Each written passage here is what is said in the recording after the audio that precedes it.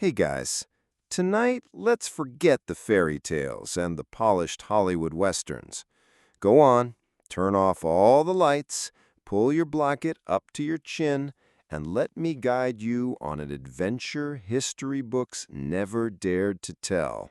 A very different Wild West, where law was a joke and death a familiar neighbor. Are you ready?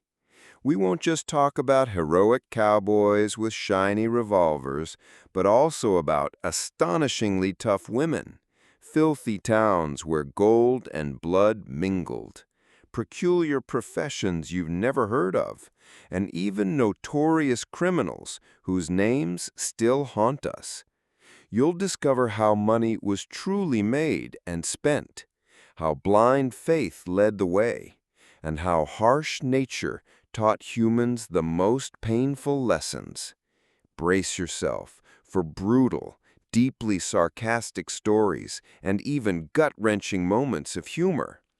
This is a Wild West you'll feel like you're living in.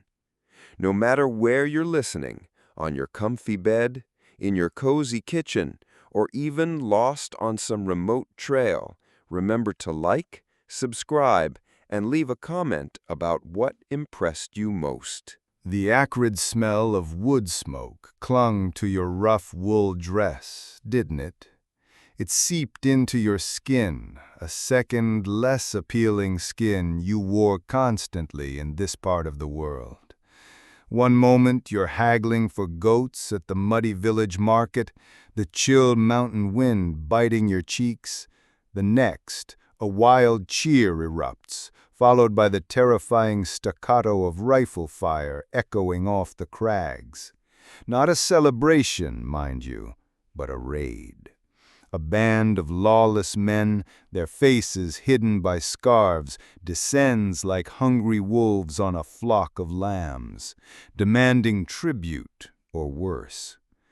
Your husband, God rest his simple soul, stands there, clutching his old musket, a relic of misplaced bravado against such brutal efficiency.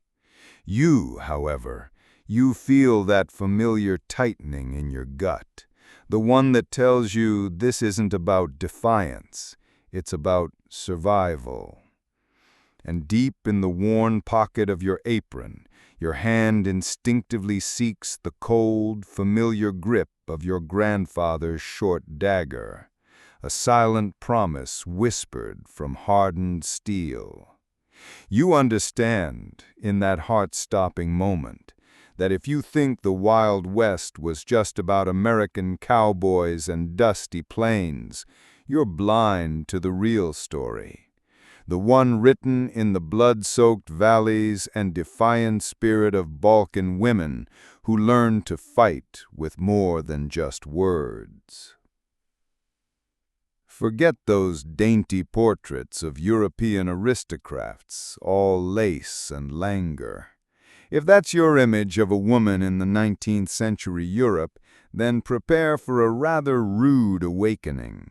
This isn't Vienna, darling. This is the Balkan frontier, a land where civilization was a rumor carried by weary merchants, and order was whatever the strongest brigand chief decided that day. To truly grasp the essence of this untamed corner of the world, you must abandon all your preconceived notions about delicate sensibilities. The women of this particular Wild West were forged in a furnace of necessity, a blend of unyielding rock and simmering defiance wrapped in homespun cloth that somehow withstood endless toil and countless silent screams. They weren't just present like pretty decorations. They were the unshakable anchors of fragmented communities, carving out a fragile existence from stubborn mountain soil, often with a rifle clutched in one hand and a baby nestled close in the other. Their beauty wasn't in powdered complexions, but in the unflinching resolve in their eyes, a testament to every relentless hardship endured. Consider the pioneer woman, her life a relentless, grinding journey across a canvas painted with both breathtaking beauty and unimaginable brutality. You weren't simply moving west across an open plain. You were often navigating treacherous mountain passes, fording icy rivers, or pushing through dense, whispering forests, your entire life crammed into a sturdy, oxen-drawn cart. Every creak of the wagon wheel was a lament for the life you left behind, and every mile a testament to a fortitude you didn't know you possessed. Disease, starvation, exposure, these weren't abstract concepts discussed in polite society. They were the ever-present specters that stalked your every waking moment. You watched, helpless, as loved ones succumbed to typhus in a squalid mountain village, or were lost to a sudden landslide, their shallow graves marked only by a pile of stones and a silent, wrenching prayer. This wasn't merely a relocation, it was a desperate odyssey of endurance, where the elements themselves were your most formidable enemies. Then, inevitably, came the lady brigand slayers, not by choice, mind you, but by fate's grim decree. The romanticized duel at high noon? Pure fantasy. More often, it was a sudden ambush on a lonely mountain trail, or a frantic defense of your remote homestead from raiding parties, be they brigands, rival clans, or even desperate soldiers. You'd learn to load a scattergun faster than you could recite a psalm, its heavy, reassuring weight a grim comfort in your palm. Perhaps your father fell in a blood feud, or your flocks were threatened by desperate men. Suddenly, that worn knitting needle wasn't enough. Your finger, accustomed to kneading dough, now knew the cold, deliberate pull of a trigger. These women weren't seeking vengeance for glory. They were simply defending their patch of stony ground, their children, their very right to breathe. They stood their ground, often outshooting men who mistook their traditional dresses for weakness. Their rifles weren't just tools, they were extensions of their desperate will to survive, instruments of a brutal necessity in a land where law was a whisper and might was the loudest voice. And what about motherhood, that fragile flame amidst the storm? It was a profound paradox, wasn't it? Bringing new life into a world seemingly determined to snuff it out. Childbirth in the Balkan frontier was a high-stakes lottery with death as the grand prize, often without so much as a clean knife, let alone a midwife. You'd deliver your own babies, often alone in a draughty hut, the raw cries of the newborn a fragile counterpoint to the howling winds or distant gunfire. Raising them meant teaching them to distinguish rival clan colors, to identify edible berries from poisonous ones, to recognize the distant bark of a brigand's dog, and to respect the subtle signs of impending danger from both man and beast. You built shelters from love and raw courage, striving to create a semblance of normalcy, a flickering ember of hope in a land that seemed determined to crush both. Their innocence was a precious, easily shattered pane of glass in a world of jagged, unforgiving edges. Now let's step into the kafana, that smoky haven of fleeting pleasure and desperate deals, or the local inn, which often served as both. Here women weren't just working, they were navigating a labyrinth of desires, dangers, and whispered secrets. The kafana girl, her eyes tired but her smile practiced, poured potent rakia for men whose hands lingered too long and whose promises dissolved with the morning light. She traded fleeting affections and hollow hopes for enough coin to survive, perhaps even send a few precious coins back to her impoverished family in the distant mountains. The innkeeper, often a shrewd widow or a formidable matriarch, served up tough goat stew and stronger coffee, battling flies, brawlers, and the pervasive mistrust with equal, unwavering resolve. They were the unseen pillars of commerce and transient comfort, providing a momentary escape from the harsh outside world. Their hope, often as thin as the paper-thin walls of their establishments, was for a fresh start, a redemption that rarely arrived. But not all women sought comfort in the clamor. Consider the silent sufferers, the farmers and shepherds. You, perhaps, were one of them. While the men wrestled with rocky soil and wayward flocks, you wrestled with a profound, gnawing loneliness, with the sheer monotony of endless, back-breaking days. Your hands calloused from churning curd and tending to meager vegetable patches also knew the feel of a rifle stock pointed at wolves threatening your sheep or desperate thieves eyeing your meager harvest. You cooked over open hearths, mended worn clothes by the flickering light of a single tallow candle, and buried children in graves dug by your own trembling hands beneath skies that seemed indifferent to your sorrow. Their resilience wasn't dramatic or loud. It was the quiet, persistent rhythm of the loom, the endless cycle of chores, a steadfast refusal to break under the relentless weight of the Balkan wilderness. Their strength was forged in the crucible of daily drudgery and unimaginable, ceaseless loss.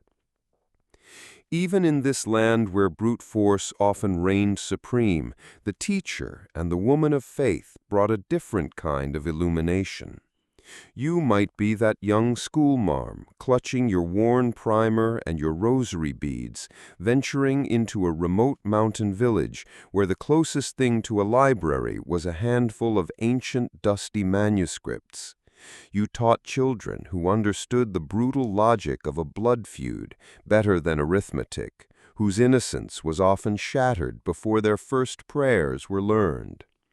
Or perhaps you were the papadilla, priest's wife, or a devout elder holding clandestine prayer meetings in cold, damp churches or hidden forest clearings, your ancient hymns a fragile shield against the pervasive despair and the encroaching tide of external powers. These women were the beacons of civility and spiritual solace, striving to plant seeds of knowledge and unwavering faith in deeply scarred ground, often facing indifference and sometimes outright persecution.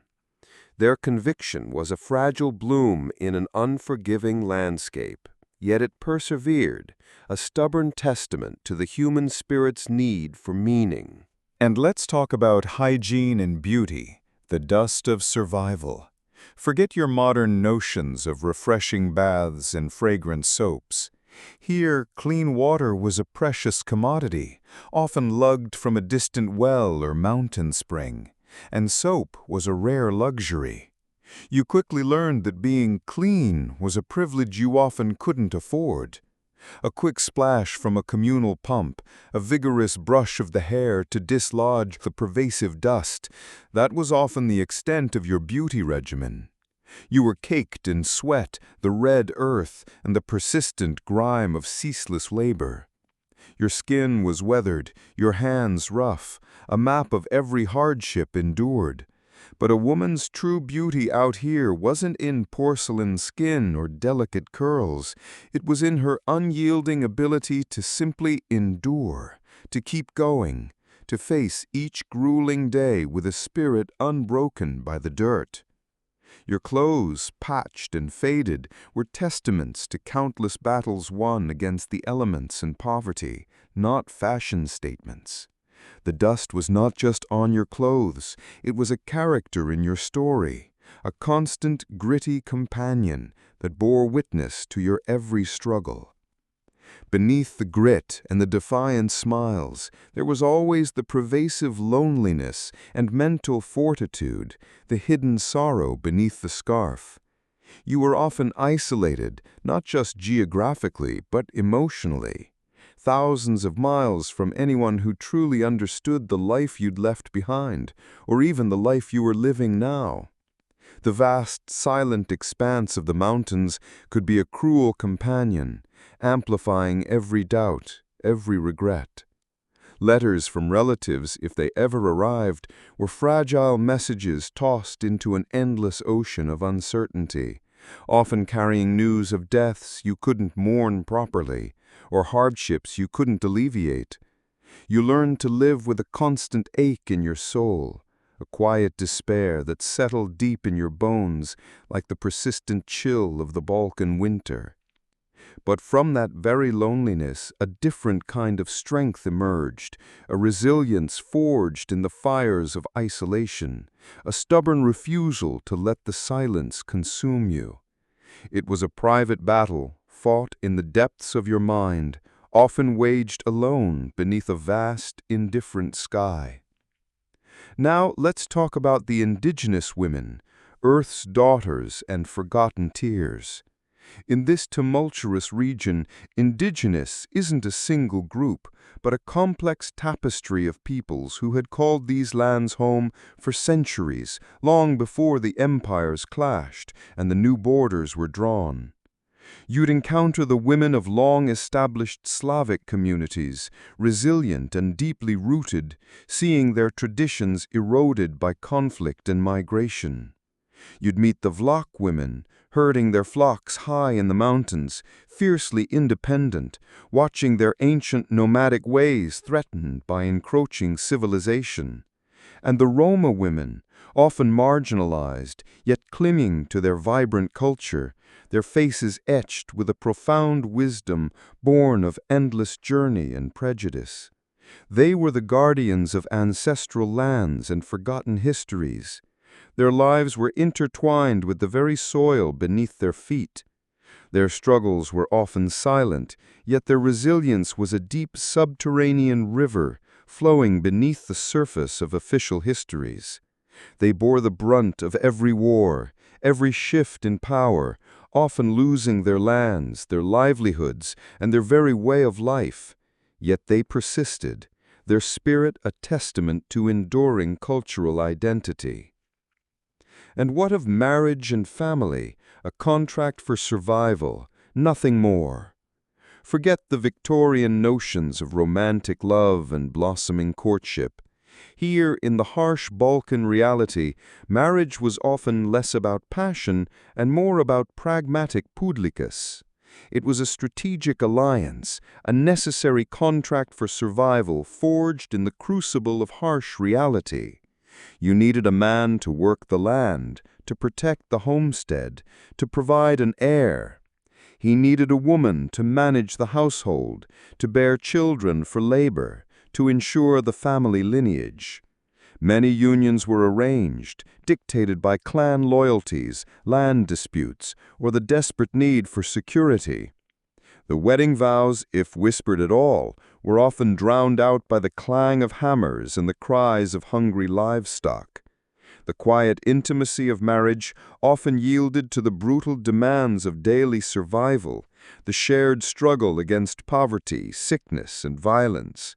Only the old, weathered walls of the small stone houses knew how many whispered hopes had evaporated, replaced by a grim acceptance of duty and shared hardship, leaving behind only the cold ashes of what might have been. Beyond the home, you found other forms of resilience. Consider the innkeepers and laundry women, the grimy queens of necessity. You'd stumble into a roadside inn reeking of stale rakicha and wood smoke, and there she would be, the innkeeper.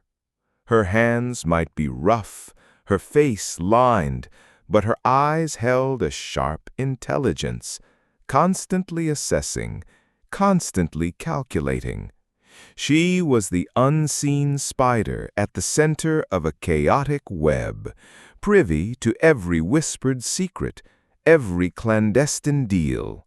She knew who was coming, who was going, who was wanted, and who was carrying a hidden fortune.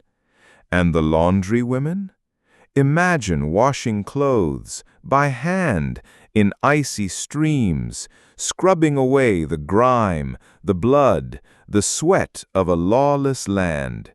Their work was unending, their bodies aching, but their ears were keen. They heard the gossip, the news, the desperate pleas. They were the unsung chroniclers of daily life, their hands always in hot water, but their minds always absorbing the vital currents of the region. They didn't wield pistols, but they held a different kind of power, born of indispensable service and an unparalleled network of information. And finally, the kafana girl, a false smile and a heart of stone. She wasn't simply a barmaid, she was an entertainer, a confidant, and sometimes a shrewd survivor. You'd see her in the smoky confines of the kafana, her voice a husky counterpoint to the discordant notes of a forgotten tune, her laughter echoing off the rough-hewn walls. She'd pour your drink with a practiced smile, but behind her eyes lay a universe of untold stories, dreams shattered like so many broken glasses. She learned to read men like open books, to deflect unwanted advances with a sharp wit or a well-placed elbow, and to charm the dangerous ones into leaving a larger tip. Her life was a constant performance, a fragile dance on the edge of a knife, where one wrong move could mean ruin. Yet she persevered, often a beacon of fleeting joy, and a momentary escape for the tired souls who sought solace in a bottle and a song. Her smiles were often false, but her resilience was as hard as the stones of the mountains outside. So, when you think of the Wild West now, perhaps your image is a little less American, a little more Balkan, scarred by ancient feuds, etched with the lines of relentless toil, and alive with the indomitable spirit of its women. You've glimpsed the raw edges, the relentless demands, the quiet heroism that went unrecorded in the history books written by men in distant capitals. The women of this turbulent era weren't merely supporting characters in a grand historical drama.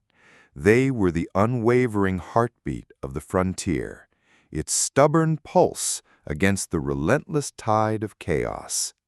They carved out lives from nothing, raised families amidst danger, fought battles both seen and unseen, and laid the foundations for what would eventually become the patchwork of nations we know today. Their stories are a tapestry woven with threads of grit, grace, and an unbreakable spirit, reminding you that even in the harshest landscapes, the human spirit, especially the feminine one, finds a way to blossom, albeit a little dustier, a little tougher, and perhaps a lot more beautiful for it.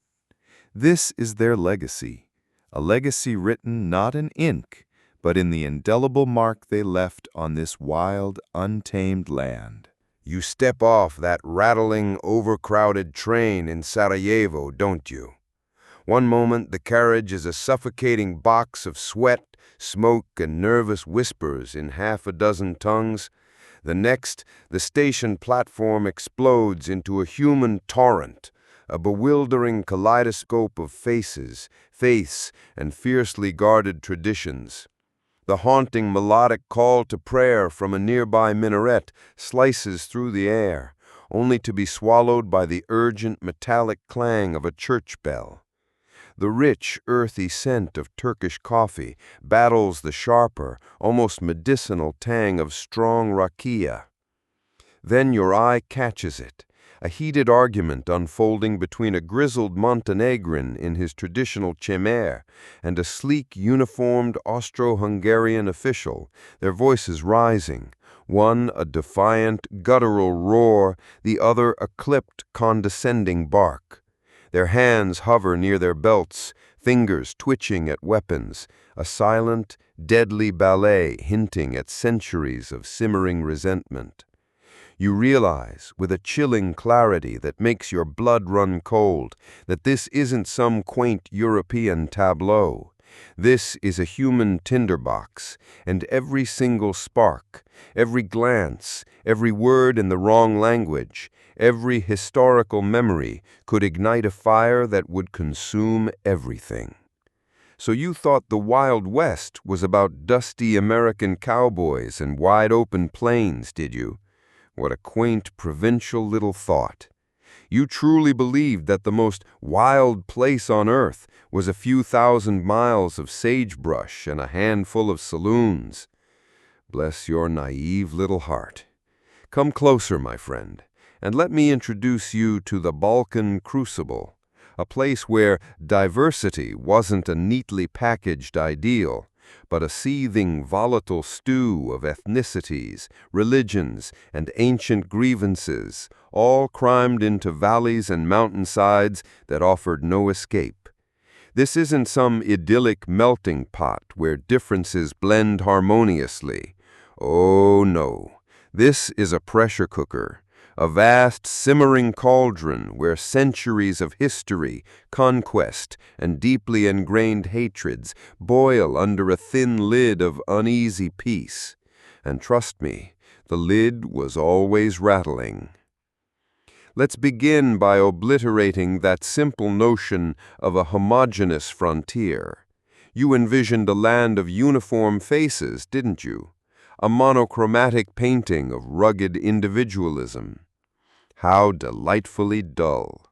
This Wild West of ours was a vibrant, often violent tapestry woven from threads of every imaginable hue. Slavs, Turks, Greeks, Albanians, Roma, Jews, Austro-Hungarians, they all arrived with their own histories, their own gods, and their own often conflicting ideas of how life should be lived. This wasn't a land where everyone simply pulled themselves up by their bootstraps. It was a place where every boot had a different story, often one written in blood and betrayal, a tombstone for faded dreams. This particular frontier was born from the agonizing death throes of empires, the Ottoman beast slowly retreating, leaving behind a power vacuum filled by a chorus of warring nationalist cries, and the Austro-Hungarian eagle swooping in to pick at the remnants, bringing its own brand of calculated order and condescension. National borders here changed faster than a gambler's losing streak, and each shift buried a fresh pile of bones. This land, my friend, wasn't about quick gold rushes. It was about endless skirmishes over ancient stones. Could anyone, even the most delusional dreamer, dare to call this a melting pot? Or is it truly a gigantic pressure cooker, where you're just waiting for the inevitable explosion? Now, where the American West had its black cowboys seeking freedom, our Balkan Wild West offered a different kind of promise on its fringes. Here, the roles of those seeking a new kind of liberty or meager opportunity were often filled by groups like the Roma community and various migrant laborers from the region's perpetually shifting borders. You'd see the Roma caravans, their brightly painted wagons a splash of defiant color against the gray landscape, often viewed with deep suspicion, yet undeniably integral to the social fabric. They were the traveling blacksmiths, the itinerant musicians, the shrewd traders moving between villages that barely tolerated them. their very existence a living rejection of settled norms. They lived by their own fluid codes, a nomadic shadow government in a land where official law rarely reached beyond the nearest garrison town. And the migrant laborers, whether Bosniaks heading to distant Serbian mines or Albanians seeking work in newly emerging towns, were the unseen muscles, the unheralded builders of this turbulent frontier. They were the despised outsiders, yet they built the roads, tilled the fields, and worked the quarries that kept this volatile region churning. Their promise of freedom was often just the desperate hope for enough coin to feed their families, a bitter liberty bought with ceaseless toil and relentless prejudice, a daily grind for a crumb of existence. And while America grappled with its Mexican legacy, our Balkan frontier wrestled with the deep, indelible stamp of the Ottoman Empire. Forget the adobe houses and mariachi music. Here, the Mexican influence was the haunting echo of 5 centuries of Ottoman rule. You'd see the elegant minarets rising beside austere Orthodox churches. Hear Turkish words woven into the very fabric of local dialects. Taste the spices in the rich, slow-cooked meals. But this wasn't just cultural blending, it was a profound clash of civilizations, a deep-seated identity crisis that haunted every generation. The question, "Our land, your law?" was screamed not by dusty ranchers, but by nationalists carving out new nations from the crumbling remnants of an empire. Every mosque was a somber monument to a past that many now desperately wanted to erase. Every Turkish coffee house a fragrant reminder of a dominion both deeply resented and, paradoxically, subtly integrated into daily life. The tension was palpable, a ghostly presence in every city square, a simmering resentment that often erupted into open, bloody conflict, where history itself was a weapon. The Muslims of Slavic descent, the Bosniaks, were often caught in the middle, their loyalty questioned by both the retreating Ottoman Turks and the surging Christian nations around them, a people without a clear homeland in a land obsessed with them. And where the American West brought the Chinese, our Balkan Wild West attracted its own brand of foreign builders, the engineers, administrators, and investors from the Austro-Hungarian Empire, or even ambitious German and Italian entrepreneurs. These weren't coolies building railroads. These were the new conquerors, arriving not with cavalry, but with blueprints and ledgers, their polished boots treading heavily on ancient paths. They built the railroads that sliced through venerable villages, extracting vital resources, imposing new, often bewildering laws, and often viewing the local populace as little more than cheap labor or inconvenient obstacles. You'd see their grand, imposing buildings, built with a cold Germanic efficiency, rising starkly amidst the traditional stone houses, cold symbols of a modern invasion. They built new dreams, yes, but often on the ashes of local traditions and livelihoods. For the locals, their presence was a bitter pill wrapped in the illusion of progress, a constant reminder that their land, their traditions, their very future were being dictated by outsiders. The arrogance of the Austro-Hungarian officer, his chin held high, often met its match in the quiet defiance or cunning subterfuge of a Balkan peasant, who knew 1,000 ways to subtly undermine authority. They came with maps and compasses, thinking they could redraw history, but they forgot that history here was written with knives, not pencils. This constant influx and collision naturally led to tensions and unlikely alliances, a kaleidoscope of conflict and the curse of survival. You learned quickly that your neighbor, who shared your village well, might belong to a different faith, a different ethnic group, and harbor ancient resentments. Blood feuds, religious persecution, nationalist uprisings, these were the daily bread of existence. A wrong word, a misunderstood gesture, a perceived insult, and suddenly the man you shared a drink with last night could become your sworn enemy, his face a mask of inherited fury. A simple Orthodox wedding could be abruptly interrupted by the piercing call of the adhan from a nearby mosque, the two sounds clashing like discordant notes in a brutal symphony. Or perhaps you witnessed a heated argument between a Serbian farmer and a Vlach shepherd, their voices echoing across a mountain pasture, fiercely disputing ancient grazing rights and conflict as old as the hills themselves. Yet, in the face of brigands, or a devastating winter, or the encroaching power of a distant empire, those very differences often had to be set aside. A Serbian farmer might find himself fighting alongside a Bosnian Muslim, or a Montenegrin brigand cutting a desperate deal with an Austrian official.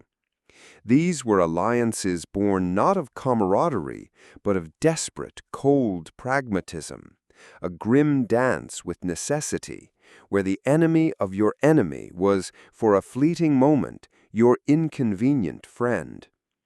Loyalty was a fickle mistress, often lasting only as long as mutual benefit dictated. This was a patchwork of mutual suspicion and grudging cooperation, where survival itself was the only truly shared value. When formal law couldn't reach, the law of the clan and the law of the gang took over, and trust me, they were harsher than any code from Vienna. And how did this dizzying array of peoples communicate? Through a babel of tongues and the slang of the street. You'd navigate a cacophony of Serbian, Croatian, Bosnian, Albanian, Turkish, Greek, Romani, German, and Hungarian. Basic communication was a masterclass in charades and broken phrases, a constant game of linguistic roulette. But necessity, as they say, is the mother of invention. A rich tapestry of slang emerged, a rough and ready lingua franca of the frontier, understood in the smoky back rooms of the kafanas and the bustling marketplaces. It was a language born of trade, conflict, and shared hardship, a secret code that bound strangers together, if only for the length of a transaction or a desperate plea for help. You'd see a small child in the market counting coins, switching effortlessly between Serbian, Turkish, and a few German words just to buy a piece of bread. Knowing how to swear effectively in 3 languages was often more useful than mastering any grammar book. And sometimes a quick-witted local might exploit a tourist's lack of local tongues, turning a simple exchange into a masterpiece of petty fraud. Naturally, food and food culture became another battleground, a daily skirmish for sustenance and identity. Every ethnic group brought its own culinary traditions, its own deeply held beliefs about what constituted proper nourishment. The rich, savory aroma of slow-cooked cevapi from one stall clashed with the sharp, acidic tang of fermented vegetables from another.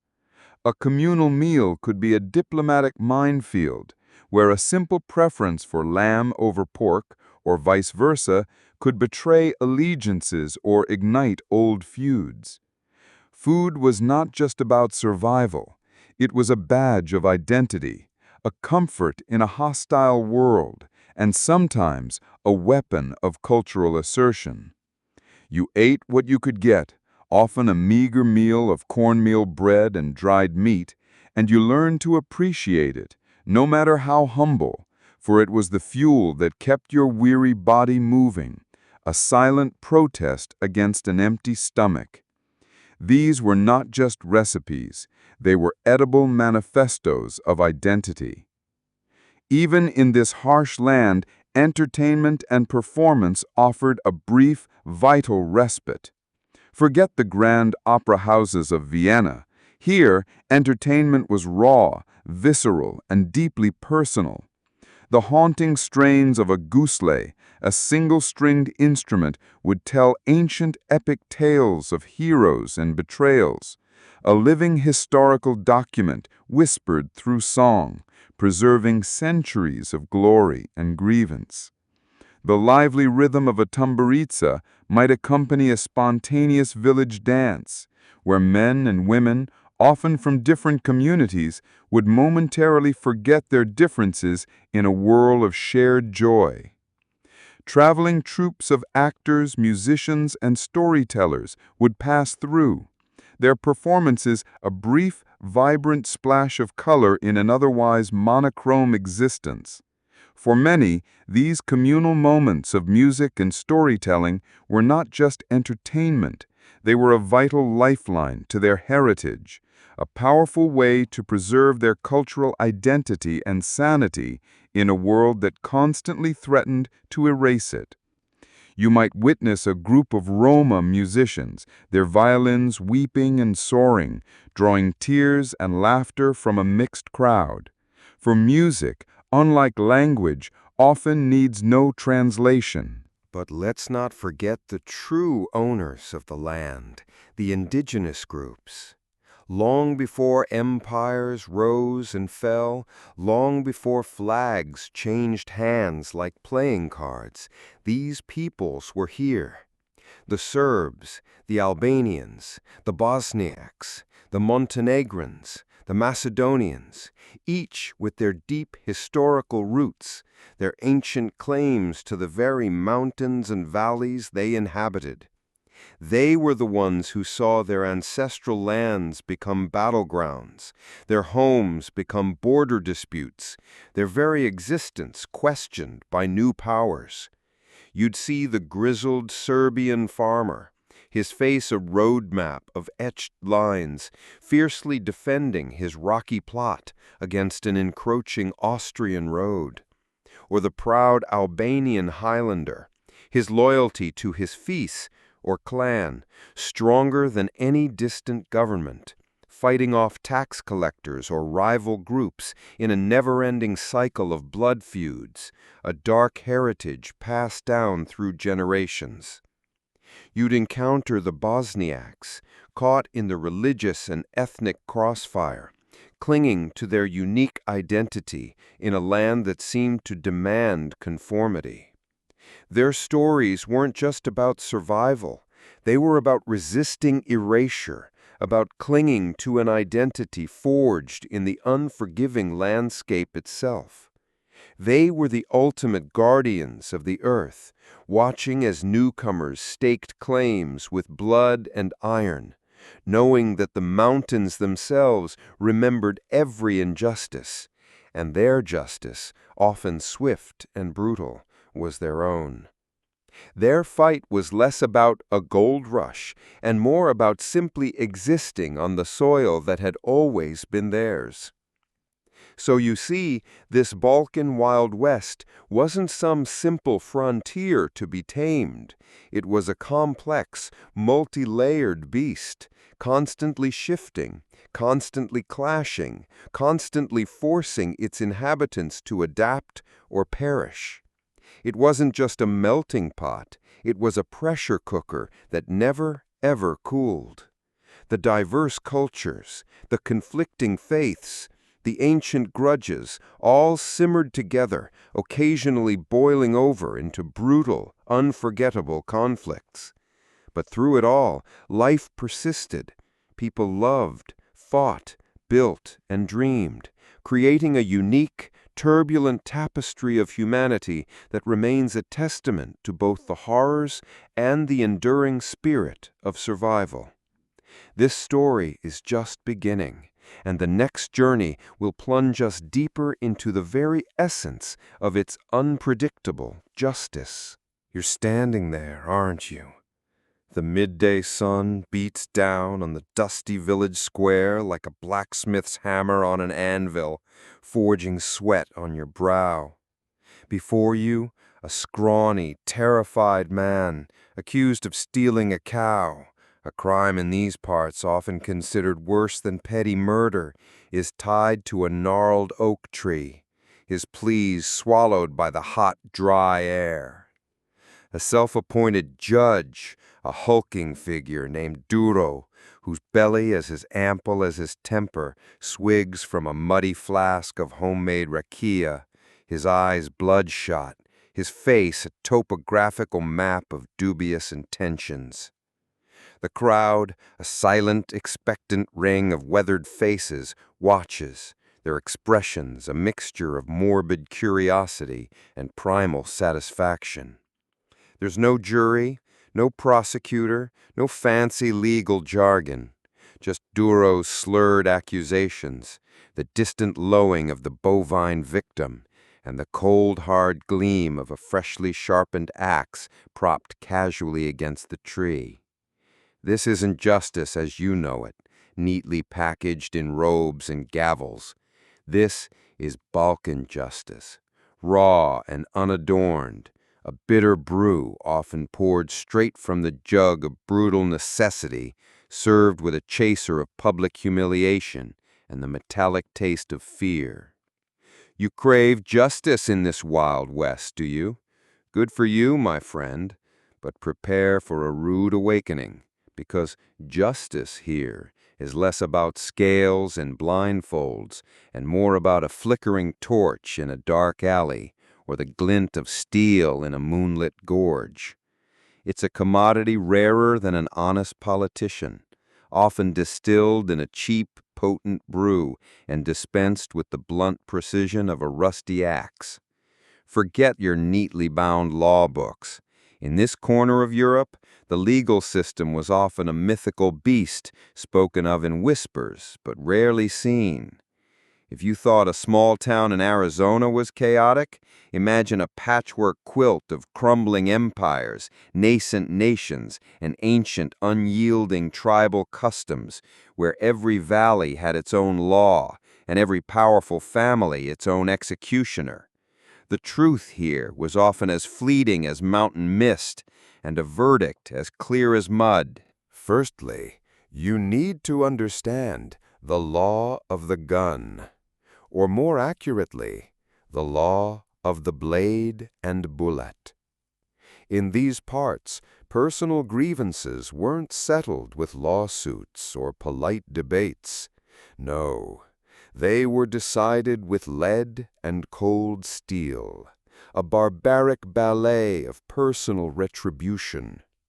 You'd witness men, and occasionally women, settle disputes over a stray cow, a stolen purse, or a perceived insult, not in a courtroom, but in the dusty road, a secluded pass, or a smoky kafana.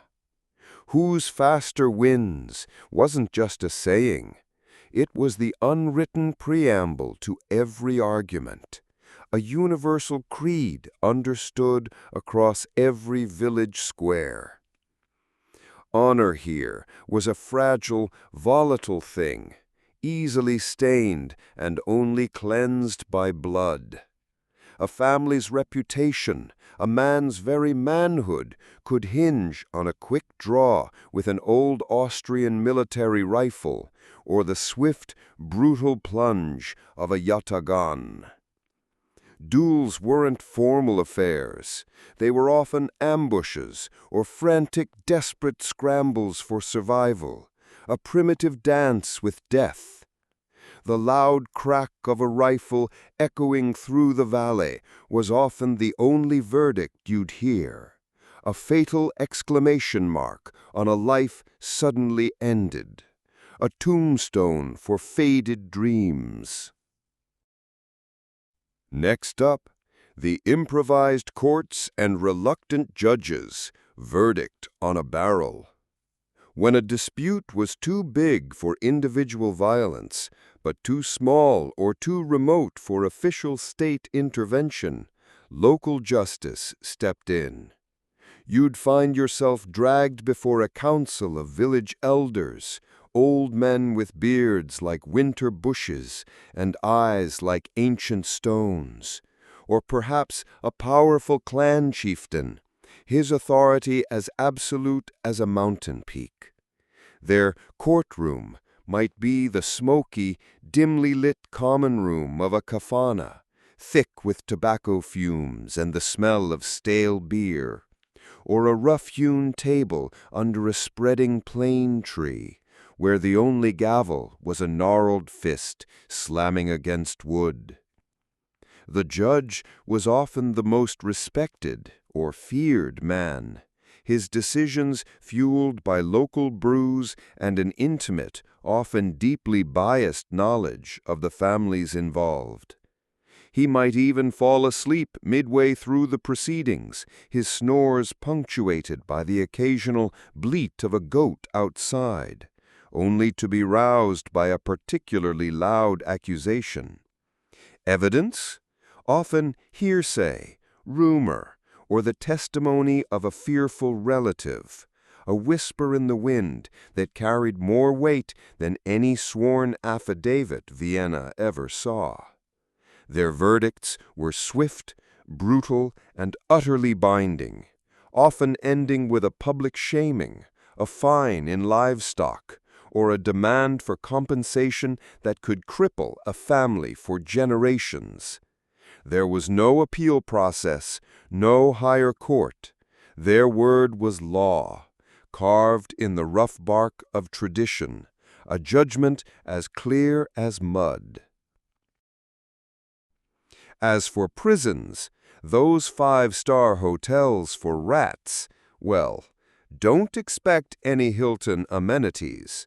If you were lucky enough to be captured and not immediately executed, you might find yourself tossed into a local holding cell, usually a damp, stone-walled pit beneath the village elder's house, or a repurposed stable.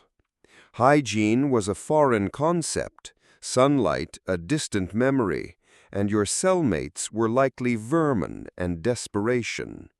These were not places of rehabilitation. They were holes where human beings decayed, waiting for an equally unpleasant fate. The stench alone could curdle milk, a smell so potent that even rats would reconsider a lengthy visit. Your only meal would often be the pervasive smell of despair, and a few crumbs of hard, dry bread, perhaps already nibbled by your rodent companions. Escape was more frequent an outcome than formal release, and bribery, like a persistent weed, found a way to sprout even in the most barren cells, where a shiny coin could open 1,000 rusted locks. But the real heart of Balkan justice lay in vigilante justice and the purge, the long arm of lawlessness and the law of blood. This wasn't just a Wild West phenomenon. It was a deeply ingrained cultural practice, a virus running through the very veins of society. Here, justice was often personal, generational, and absolutely unforgiving. The infamous kanun, an ancient Albanian customary law, epitomized this, demanding blood for blood, where a murder committed by one family member initiated a decades-long cycle of vengeance, often passed down like a curse through the generations.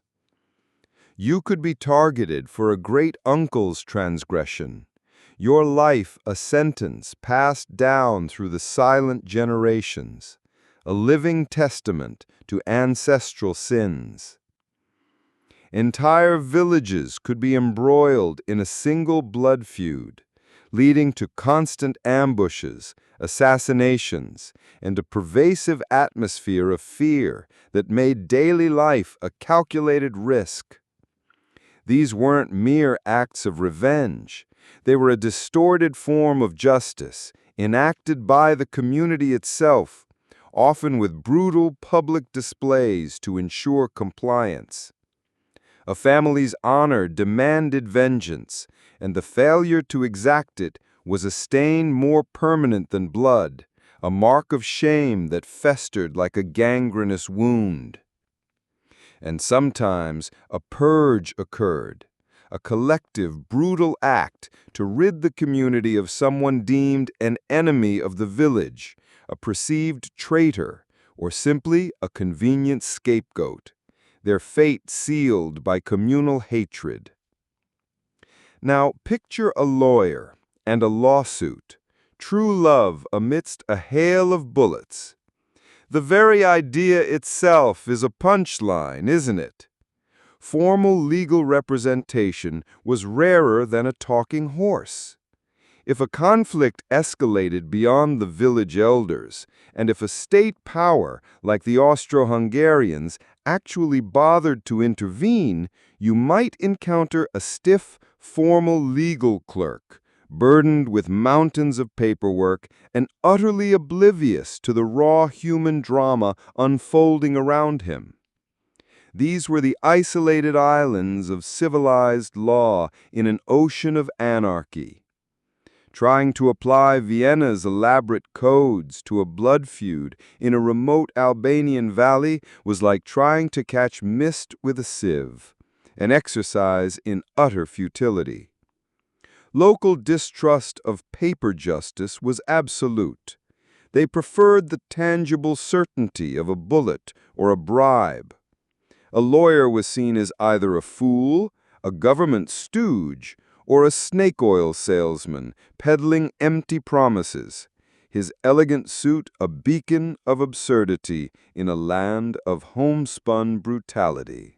And don't even get me started on the absence of witnesses and evidence, words in the smoke of a gun. Forget your fingerprint analysis or your meticulously collected forensics. In this Wild West, testimony was often bought, coerced, or simply unavailable. Fear was a palpable presence, a heavy blanket smothering truth. Who would dare testify against a powerful clan leader, knowing their family might be next on the vengeance list? Ethnic bias twisted every narrative, painting rivals in the darkest possible hues. You might even hear a tale of a man wrongly accused, his pleas falling on deaf ears because every potential witness simply vanished or was too terrified to speak. The truth here was a shy ghost, rarely daring to reveal its face. The official police reports, if they even existed, were often fictions woven from convenience and fear, signed by nervous officials desperate to maintain a semblance of order. Then there's the role of the chief of police, hero, and scapegoat. This figure, often a local gendarmeria or imperial appointee, walked a tightrope over an abyss. He could be a brutal thug, enforcing his own will and lining his own pockets, his badge a license to steal and intimidate. Or he could be a well-meaning but utterly powerless individual, caught between the demands of a distant, indifferent government and the ingrained, self-serving customs of the locals. You'd witness him, face pale with dread, trying to solve a murder by meekly asking if anyone would care to confess. His authority often extended only as far as his pistol could reach, and his very life was a wager against the odds. He was either a glorified hero, briefly hailed for a single act of courage, or, more often, a hapless scapegoat for every unsolved crime and every escalating feud, a comical figure of tragic futility. Adding to this delightful mess, consider the role of religion and tradition, the word of God or the word of the clan. In this land where official law was a joke, spiritual authority sometimes stepped into the void. You'd find Orthodox priests, Islamic imams, or even Jewish rabbis acting as informal mediators in petty squabbles, their words carrying a weight that no gendarme ever could. The wisdom of the gospel, or the authority of the Quran, sometimes held more sway than any decree from a distant emperor.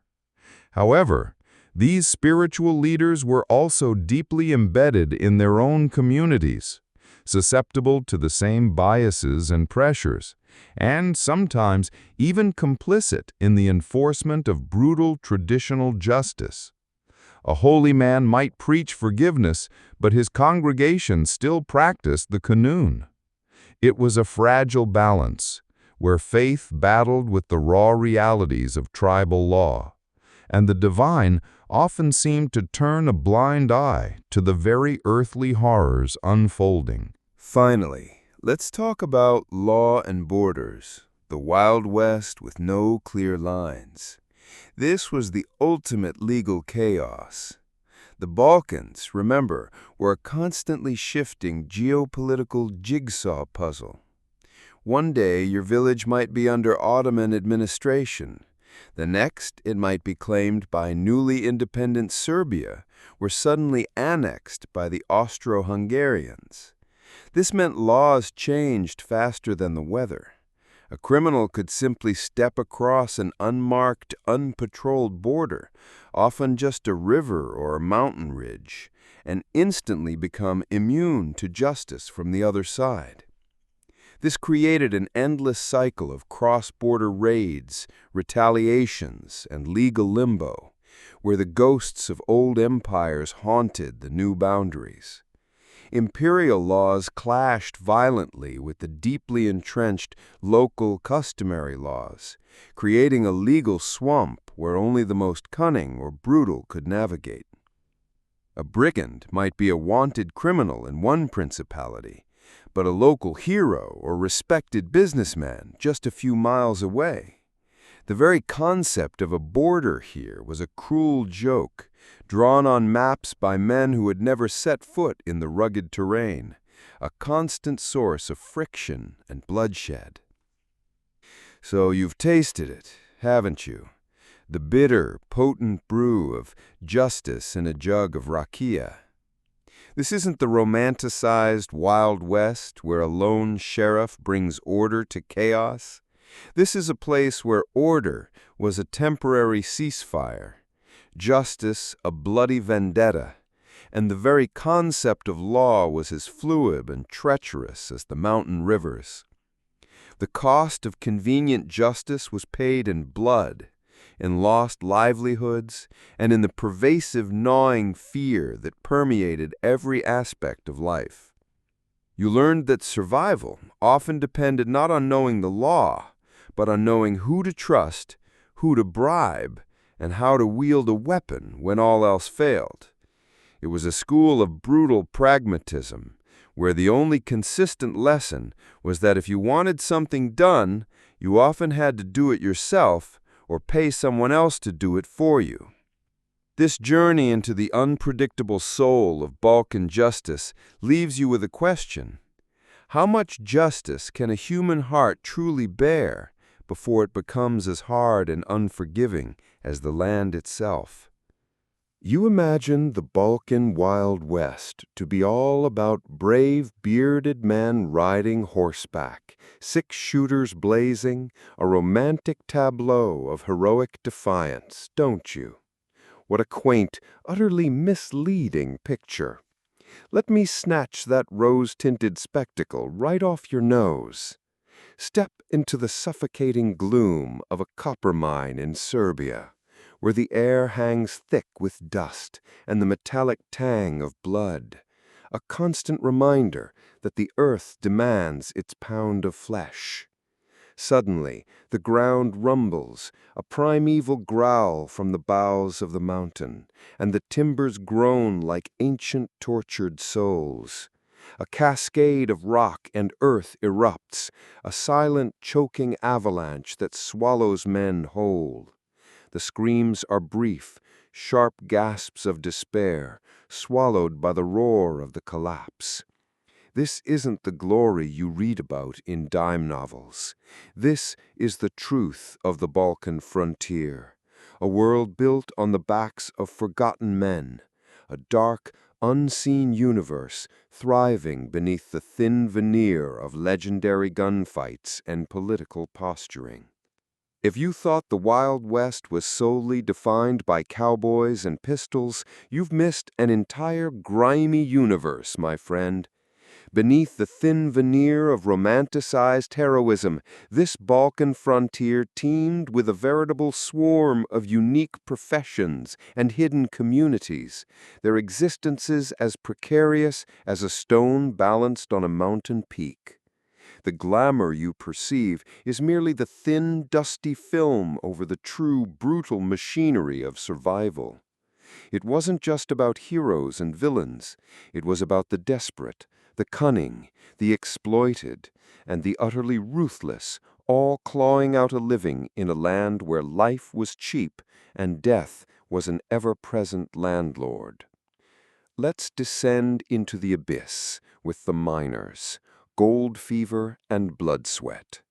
Forget the glittering promise of California. Here, the gold rush was often for mundane but vital resources like coal, iron, and copper, coveted by the hungry industries of the Austro-Hungarian Empire and burgeoning new states. You'd find yourself crammed into dark, claustrophobic tunnels, the air thick with lung-rotting dust and the pervasive scent of fear. Pickaxes scraped against rock, a cacophony of desperation, day in and day out, for a pittance that barely kept a family from starving. Landslides were common, methane gas explosions a constant unseen threat, turning a subterranean workplace into a sudden fiery tomb. Little Nisho, barely 10 years old, his face permanently streaked with coal dust, already knew more curses in 3 languages than any university professor. The competition was fierce, leading to bloody skirmishes over claims, and ethnic groups, Bosniaks, Serbs, and Hungarians, being pitted against each other, their lives considered as cheap as the ore they extracted. It was a hellish gamble, where the hope of striking it rich was merely a flickering candle against an endless night. When they emerged alive, they often celebrated with a bottle of questionable local spirits, oblivious to the fact that they just cheated death, not destiny. Then consider the railway workers, silent stakes driven into history. While empires schemed on maps, these silent armies of laborers, often recruited from the poorest villages across the fragmented Balkans, were literally hammering civilization into the rugged landscape. They blasted through mountains, laid sleepers across treacherous valleys, and forged steel rails that would soon carry the Orient Express and Imperial Might. The work was monotonous, back-breaking, and incredibly dangerous. Explosions of dynamite echoed through the valleys like man-made thunder. Accidents were daily occurrences, and disease spread like wildfire through the makeshift camps. Just one stray spark from a Croatian Guard cigarette could ignite an entire mountain, threatening to blow up an entire continent's dream of a trans-Balkan railway.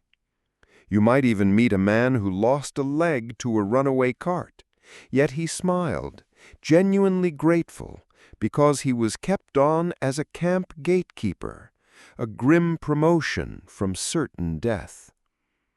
These were the uncelebrated architects of a new era, their sweat and blood soaking the very ground over which progress would roll.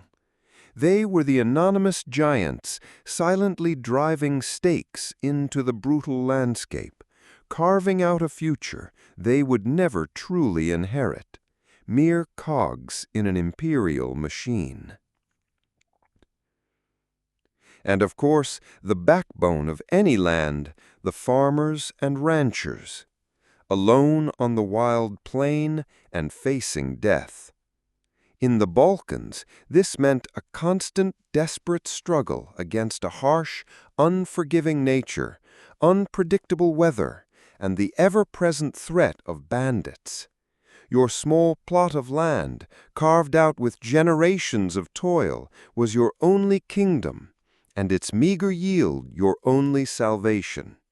You lived in self-sufficient isolation, your days dictated by the sun and seasons, but your nights by the looming shadow of starvation or sudden violence. Bandits saw your livestock as their next meal, and the tax collectors, whether Ottoman, Austrian, or newly nationalist, saw your meager crops as their rightful tribute. Your very existence was a defiant act of rootedness in a world that constantly threatened to uproot you, a lonely vigil against the encroaching wild. You'd often encounter old Unca, a sharpshooter better than any cowboy, who'd face down a wolf or a government official with equal ferocity, all to protect her aging goat.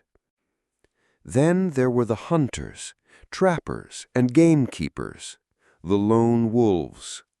The vast, dense forests and rugged mountains of the Balkans were not just scenic backdrops, they were a living larder for the skilled and the desperate. Hunters stalked deer and boar for meat, their lives a constant gamble against wild beasts and rival two-legged predators. Trappers laid snares for wolves, bears, and martens, their hands calloused by rope and their minds sharp with cunning. But as empires asserted control, so too came the gamekeepers, often former soldiers or ruthless locals, protecting the game-hunting grounds of distant aristocrats. This led to clashes as old as time. The free spirit of the hunter against the arbitrary rules of the powerful, a deadly dance in the primeval forest. Their survival was a testament to their deep understanding of the land, a silent conversation with the wilderness. The veins and arteries of this world were the merchants and general store owners, a network of money and rumors. These weren't just shopkeepers, they were the nervous system of the frontier. From the grand bazaars of Sarajevo to the dusty general stores and isolated villages, they were the hubs of commerce, trade, and crucially, information. They sold everything from salted fish and imported textiles to gunpowder and dubious tonics. They were sources of credit, often at usurious rates, holding the lives of entire villages in their ledger books. And they were the unrivaled masters of gossip, the central clearinghouses for every rumor, every secret, every piece of news, their counters serving as unofficial news desks in a world without newspapers. Old Dmitri, the village store owner, knew everyone's debts, everyone's secrets, and whose dog had recently, mysteriously, gone missing.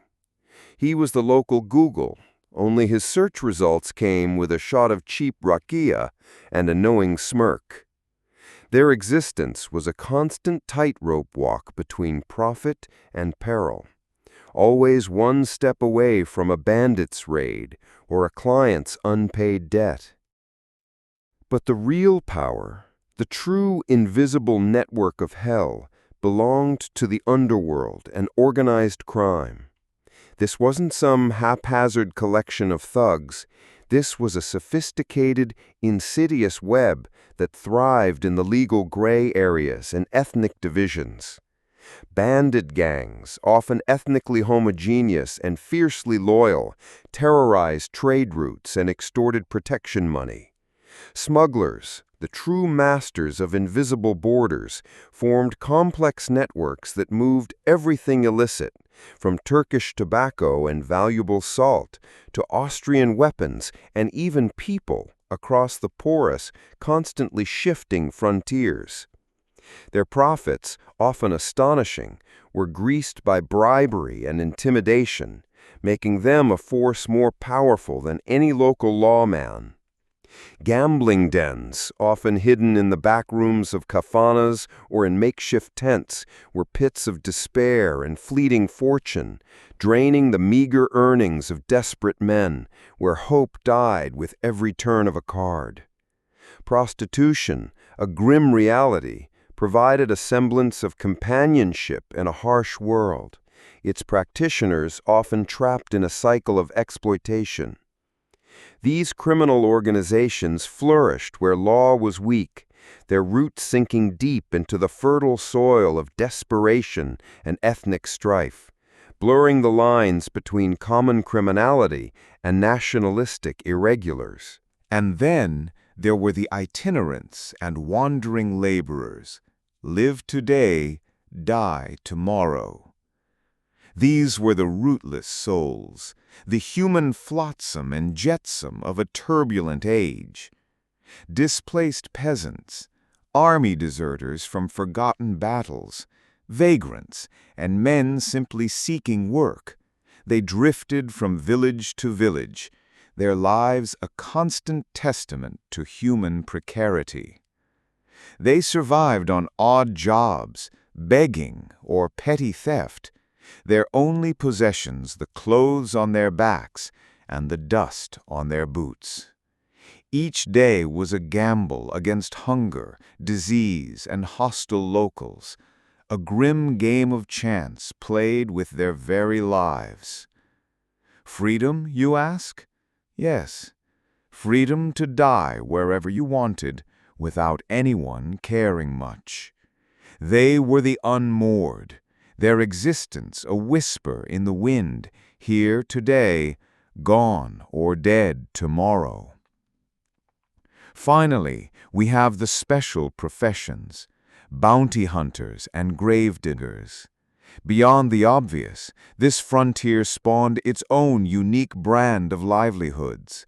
Bounty hunters, motivated by coin or personal vengeance, pursued wanted men across impossible terrain, their justice often as brutal as the criminals they hunted, often blurring the line between lawman and outlaw. Professional mourners, particularly in certain ethnic traditions, wept for the dead, their sorrow a paid performance, yes, but often laced with genuine empathy for shared tragedy. The deceased might not have had a penny on their name, but by God they got a professional chorus to send them off. Guides, with their intimate knowledge of treacherous mountain passes and hidden trails, were invaluable for anyone trying to avoid bandits or indeed the official authorities. And the grave diggers, not just for formal burials, but for the grim aftermath of skirmishes, epidemics, and massacres, were the silent witnesses to the brutal toll of this relentless land. Their shovels turning over not just earth, but endless stories of despair. So you see, this Balkan Wild West was far more than dusty shootouts and romantic legends. It was a grimy, bustling anthill of desperate humanity, where survival dictated every profession, every decision. The cost of a legend was paid in blood, sweat, and unsung toil by men and women whose lives were as short and brutal as their work. The real story wasn't in the saddle, but in the dark mines, on the perilous railways, in the hidden gambling dens, and in the quiet, desperate struggle of those living beyond the reach of any law. This journey only scratches the surface, and the next will delve into the very soul of this unpredictable land. You imagine the Balkan Wild West is all about sharp iron and sharper bullets, the thrilling crescendo of a gunfight in a dusty square followed by the cheers of victory. How utterly naive. The true battle here, my friend, The one that gnaws at the very core of a man's existence is a silent, relentless war waged not with lead, but with the invisible shrapnel of despair and isolation. It's the solitary mind, stripped bare by the brutal wind and endless horizon, slowly fraying at the edges. You see the gaunt face of that old shepherd, alone with his flock for months in the mountains, his eyes now holding conversations with shadows, his laughter echoing eerily in the empty valleys. This isn't just about survival of the fittest, it's about the survival of sanity, a struggle more profound and far more tragic than any quick-draw showdown you've ever witnessed. This silent conflict, unseen by the casual observer, turns men into either unbreakable titans or gibbering wrecks, a grim testament to the soul's resilience or its ultimate surrender. This is where the true cost of the frontier is paid, not in gold or blood, but in the slow, agonizing erosion of the mind. First, let's talk about the terrible loneliness. A solitary sentence across 1,000 square miles. Imagine being a sheep herder high in the Dinaric Alps, or a lone farmer in a valley so remote the nearest village is a day's ride on a good horse, and the nearest government official a ghost story. News travels slower than a snail on a cold day, and human connection is rarer than a winning lottery ticket. This isn't just physical isolation, it's a profound spiritual solitude, a void that echoes in the deepest chambers of your being. The vast, silent landscapes, breathtaking though they may be, become a gilded cage, slowly driving men to the brink.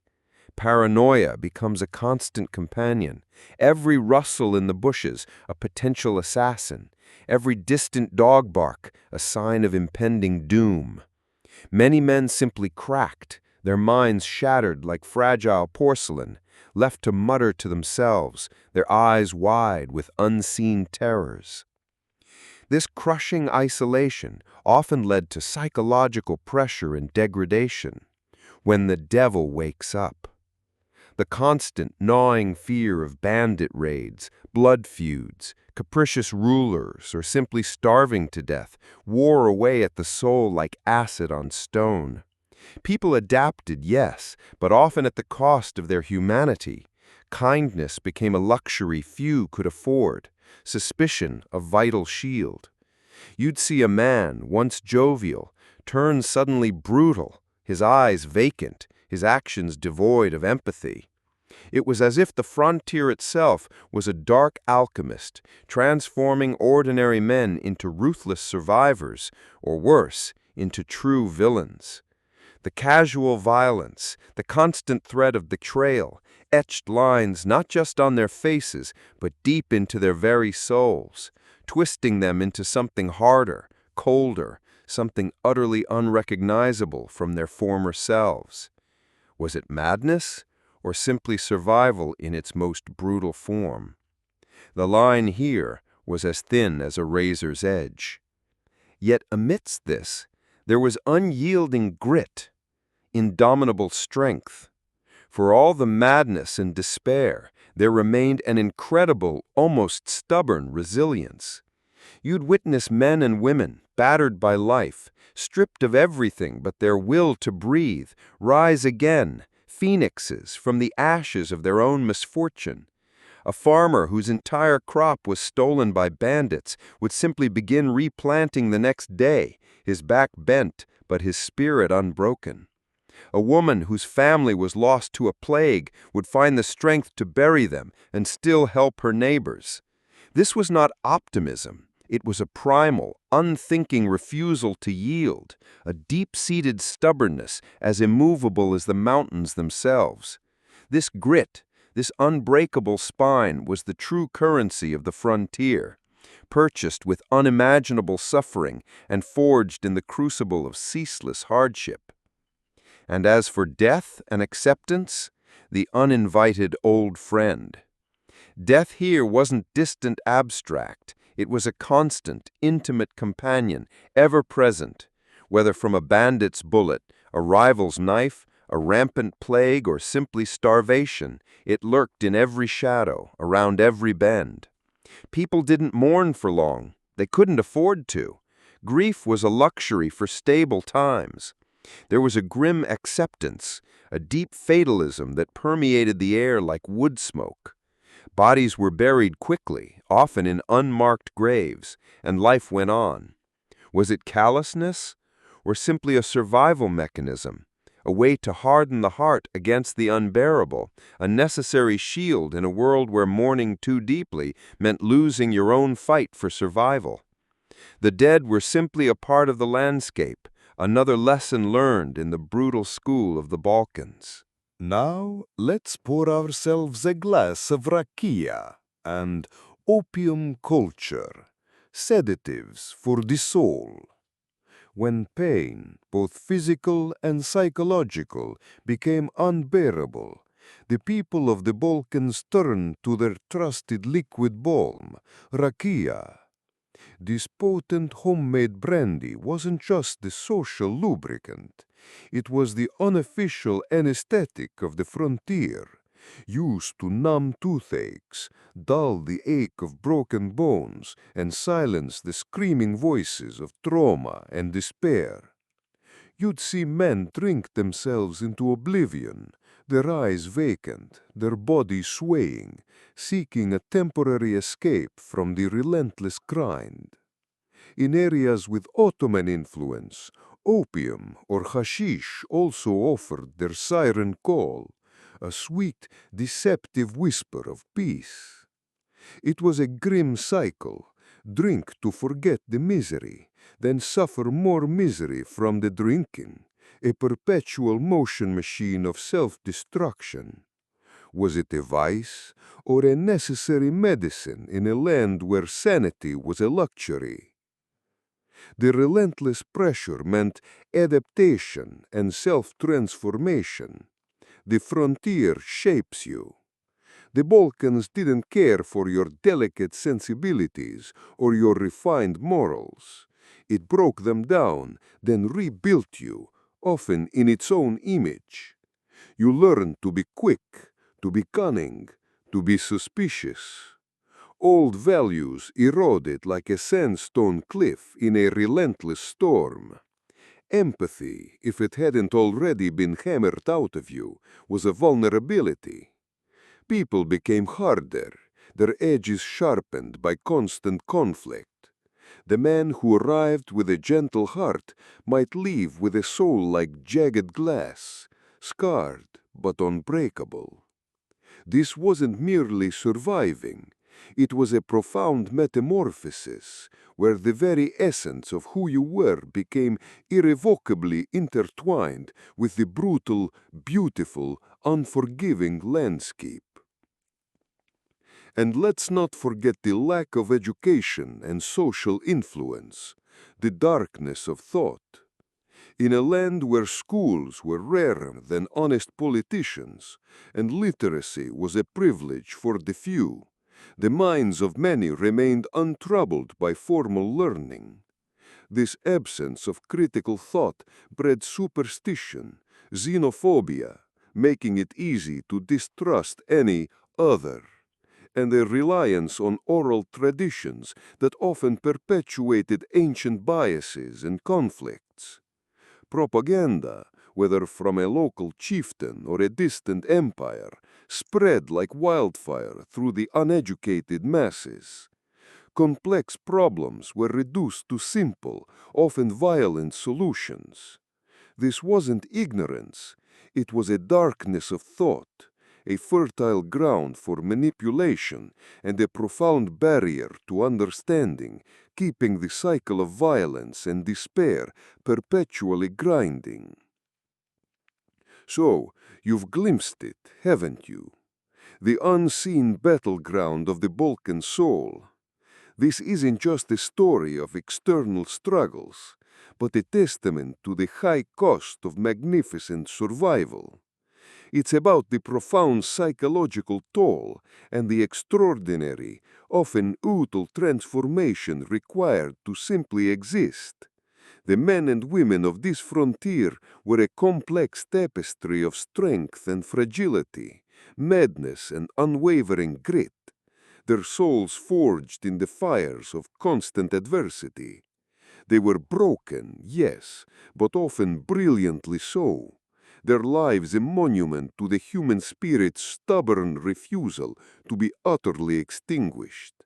This story reminds us that even in the most desolate corners, beneath the visible scars, the human heart wages its most brutal and most magnificent war. You're riding high, aren't you? A fresh scar on your cheek from that bar brawl, a bullet wound in your shoulder finally closing up, thinking you've conquered this wild, untamed Balkan frontier. You laugh at death, a cocky swagger in your step, believing only steel and lead can bring you down. But then the cough starts. Just a little tickle in your throat at first, dismissed with a dismissive wave of your hand. But soon it becomes a rattle in your chest, a jackhammer inside your lungs, stealing your breath. Your muscles ache, your head throbs like a blacksmith's forge, and your eyes, once sharp, now blur with a fever that makes the world swim. You're shivering, burning, delirious, lying on a straw mat in a squalid room, surrounded by flies, your mighty pistol useless on the floor. This isn't a showdown you can win with a quick draw. This is the invisible enemy, the silent killer, a virulent whisper that strips you bare, leaving you utterly helpless, your life hanging by a thread thinner than a spider's silk. Here, a common cold could be your executioner, and the price of a single breath suddenly becomes immeasurable. First, let's talk about the common diseases, death from water and gut. Forget your romanticized notions.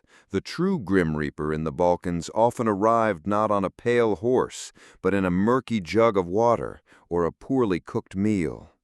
Cholera, dysentery, typhoid, these were the daily bread of death. Cholera, with its violent, dehydrating fury, could sweep through a village like a scythe through wheat, leaving piles of corpses in its wake, their skin shriveled, their eyes staring blankly at the sky. Dysentery meant constant, agonizing trips to the nearest ditch, your insides twisting into knots, every muscle screaming in protest. Malaria, a feverish phantom from the marshy lowlands, would grip you with bone-chilling shivers one moment, only to leave you drenched in sweat and utterly depleted. These weren't just illnesses, they were population control mechanisms, efficient and merciless, turning entire families into gaunt, trembling shadows of their former selves. And as for wounds and infections, the price of a scratch. In a land where every argument could end in a knife fight, every journey carried the risk of a fall, and every mining accident left gaping wounds, infection was not a possibility, it was a near certainty. That little cut on your arm from a thorny bush could fester into a red, angry streak climbing towards your heart like a venomous vine. A bullet wound, if it didn't kill you outright, was merely the opening act to a far more agonizing drama. The slow, putrefying march of gangrene, turning healthy flesh black and lifeless. Amputation, often performed without anesthesia by a desperate family member using a rusty saw, was a barbaric lottery ticket, offering a slim chance of survival at the cost of a limb. The screams, the smell of burnt flesh, the flies buzzing around, these were the unglamorous realities of healing on the frontier. Given this delightful medical landscape, the lack of medical care and quack doctors, snake oil and prayers was both tragic and darkly comical. Real, trained doctors were as rare as honest politicians, usually found only in the larger imperial-controlled towns, and even then, often overworked and under-equipped. So you relied on the local doctors, often toothless old women with a handful of dubious herbs, or glib charlatans selling miracle elixirs brewed from who knows what, their promises as empty as your pockets after you bought their wares. They'd prescribe poultices of mud, offer incantations, or suggest bleeding you until you fainted. Every diagnosis was a guess, every treatment a desperate prayer. The smell of superstition was thicker than cheap tobacco smoke in their makeshift clinics, where hope was peddled in small, expensive bottles, and often death was the only definitive cure.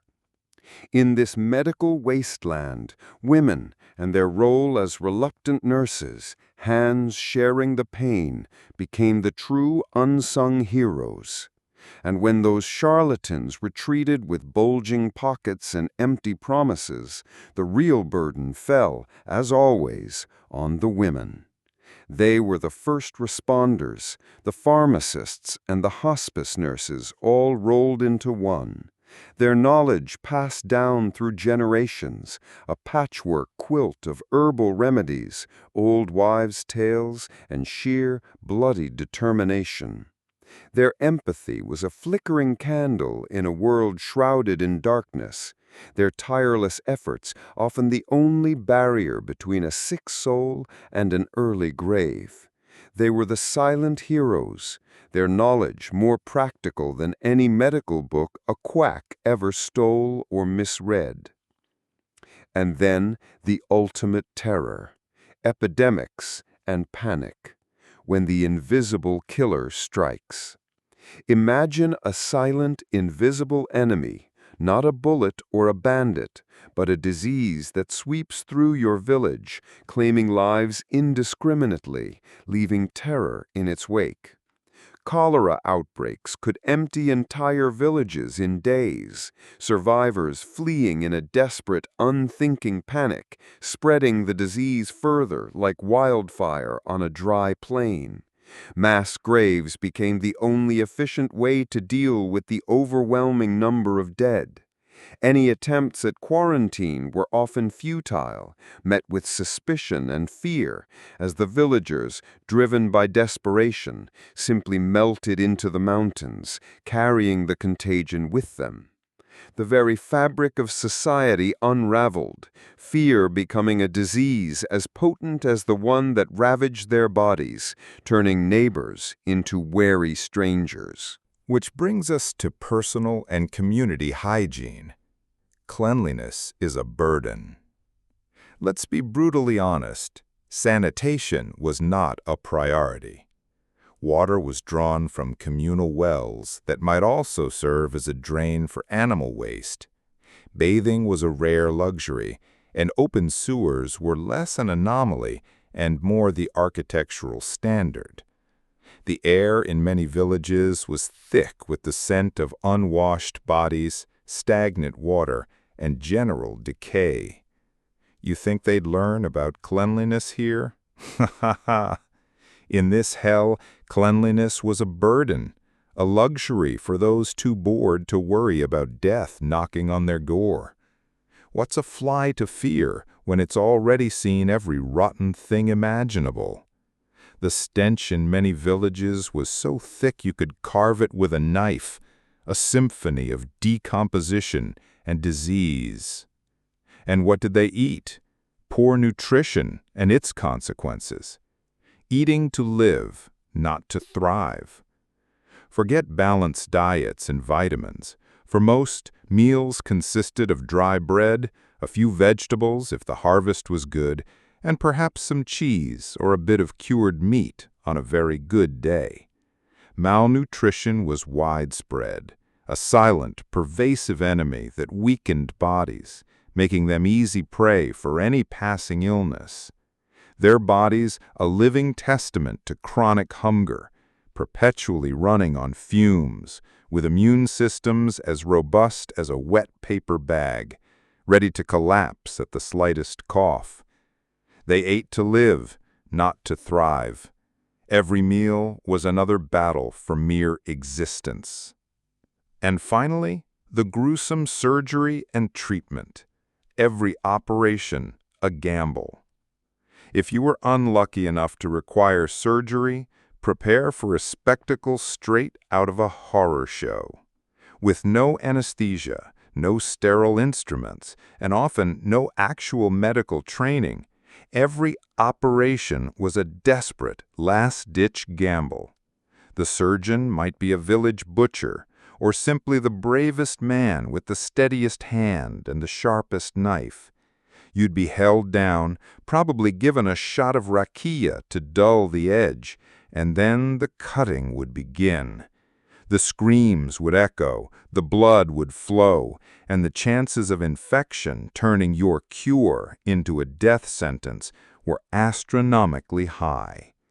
It was a barbaric ballet of desperation, a testament to the fact that sometimes the cure was almost as bad as the disease, a horrific performance on the stage of human suffering. So you've seen it, haven't you? The unseen battle for every breath. This chapter strips away the romance to reveal the price paid for every last breath. It shows you that in this Wild West, the most terrifying adversary wasn't always the one you could see, the one who rode with a gun. It was the silent killer, the disease, the infection, the lack of a proper cure. Survival was a daily brutal fight, and simply waking up each morning was a monumental victory against impossible odds, a triumph of sheer human stubbornness against the relentless assault of a hostile world. You're staring down the barrel of a rusty rifle, its owner a wild-eyed bandit who's already decided your fate, his finger twitching on the trigger. Time slows. Your life, or what's left of it, flashes before your eyes. In that microsecond of pure, unadulterated terror, what's the first thing that springs to your mind? Is it the quick draw lessons you botched, or the cheap rakia you drank last night? No, it's a desperate guttural gasp for salvation. Do you pray to the stoic saints on a dusty icon, whispering ancient words learned from your grandmother? Or do you clutch that worn wolf's tooth charm, hoping it's got more protective power than 1,000 Hail Marys? In this land of chaos, where law is a suggestion and death a constant companion, your final hope isn't in earthly justice. It's in something far older, far more mysterious. It's a desperate wager on the divine, a frantic flip of a coin where one side is God and the other pure, unadulterated luck.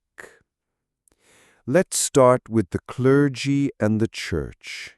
Lighthouses in the dark, or just another bar? In the Balkans, religion wasn't just Sunday service.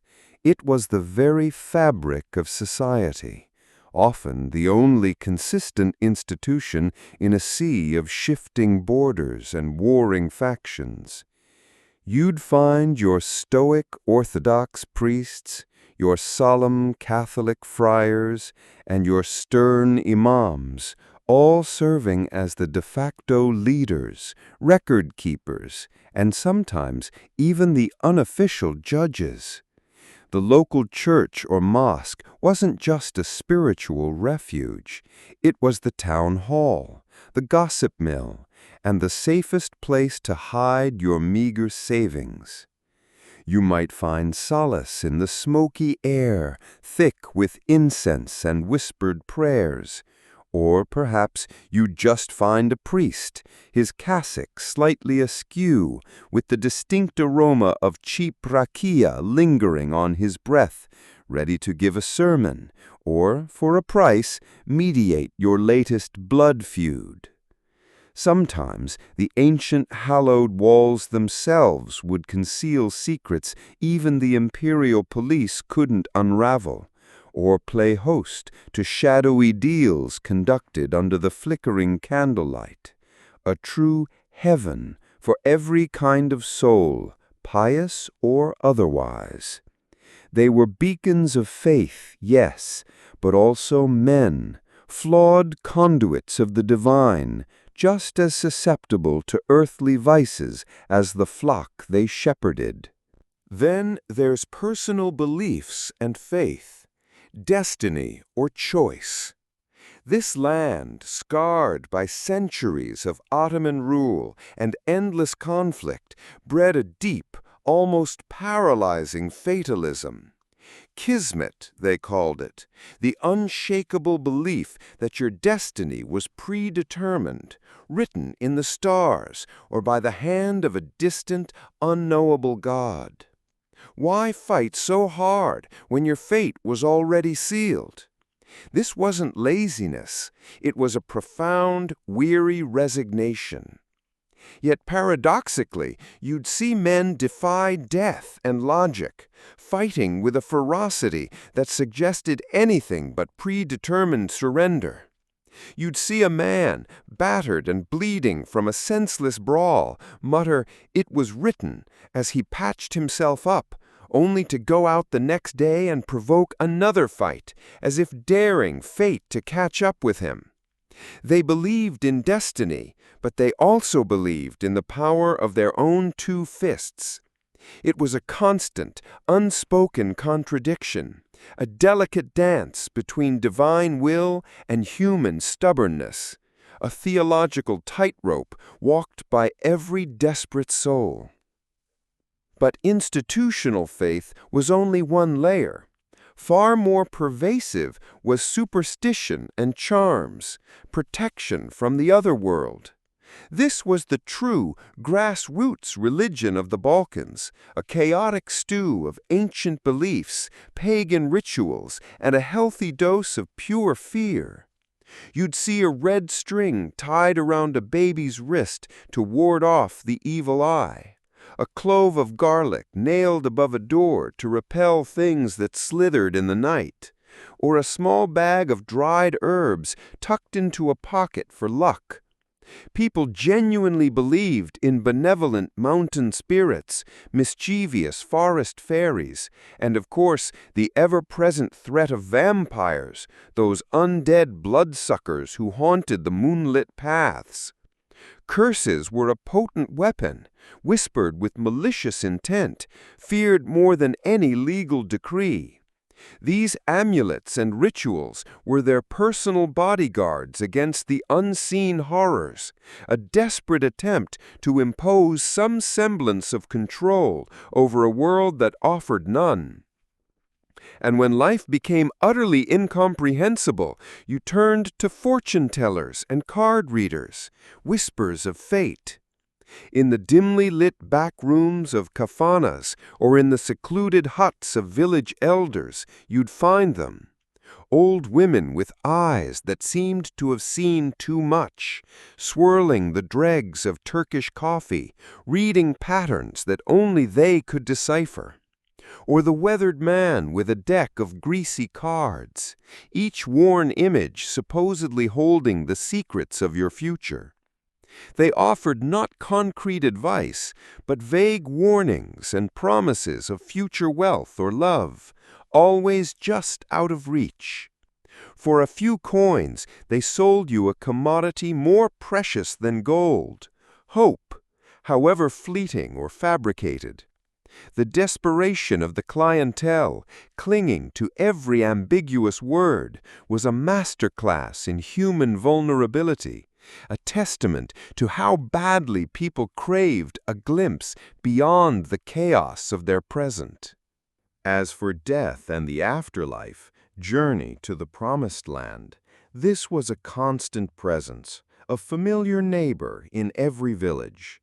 Funerals were elaborate, somber affairs, often stretching for days, with professional mourners. Yes, they existed, and they were good.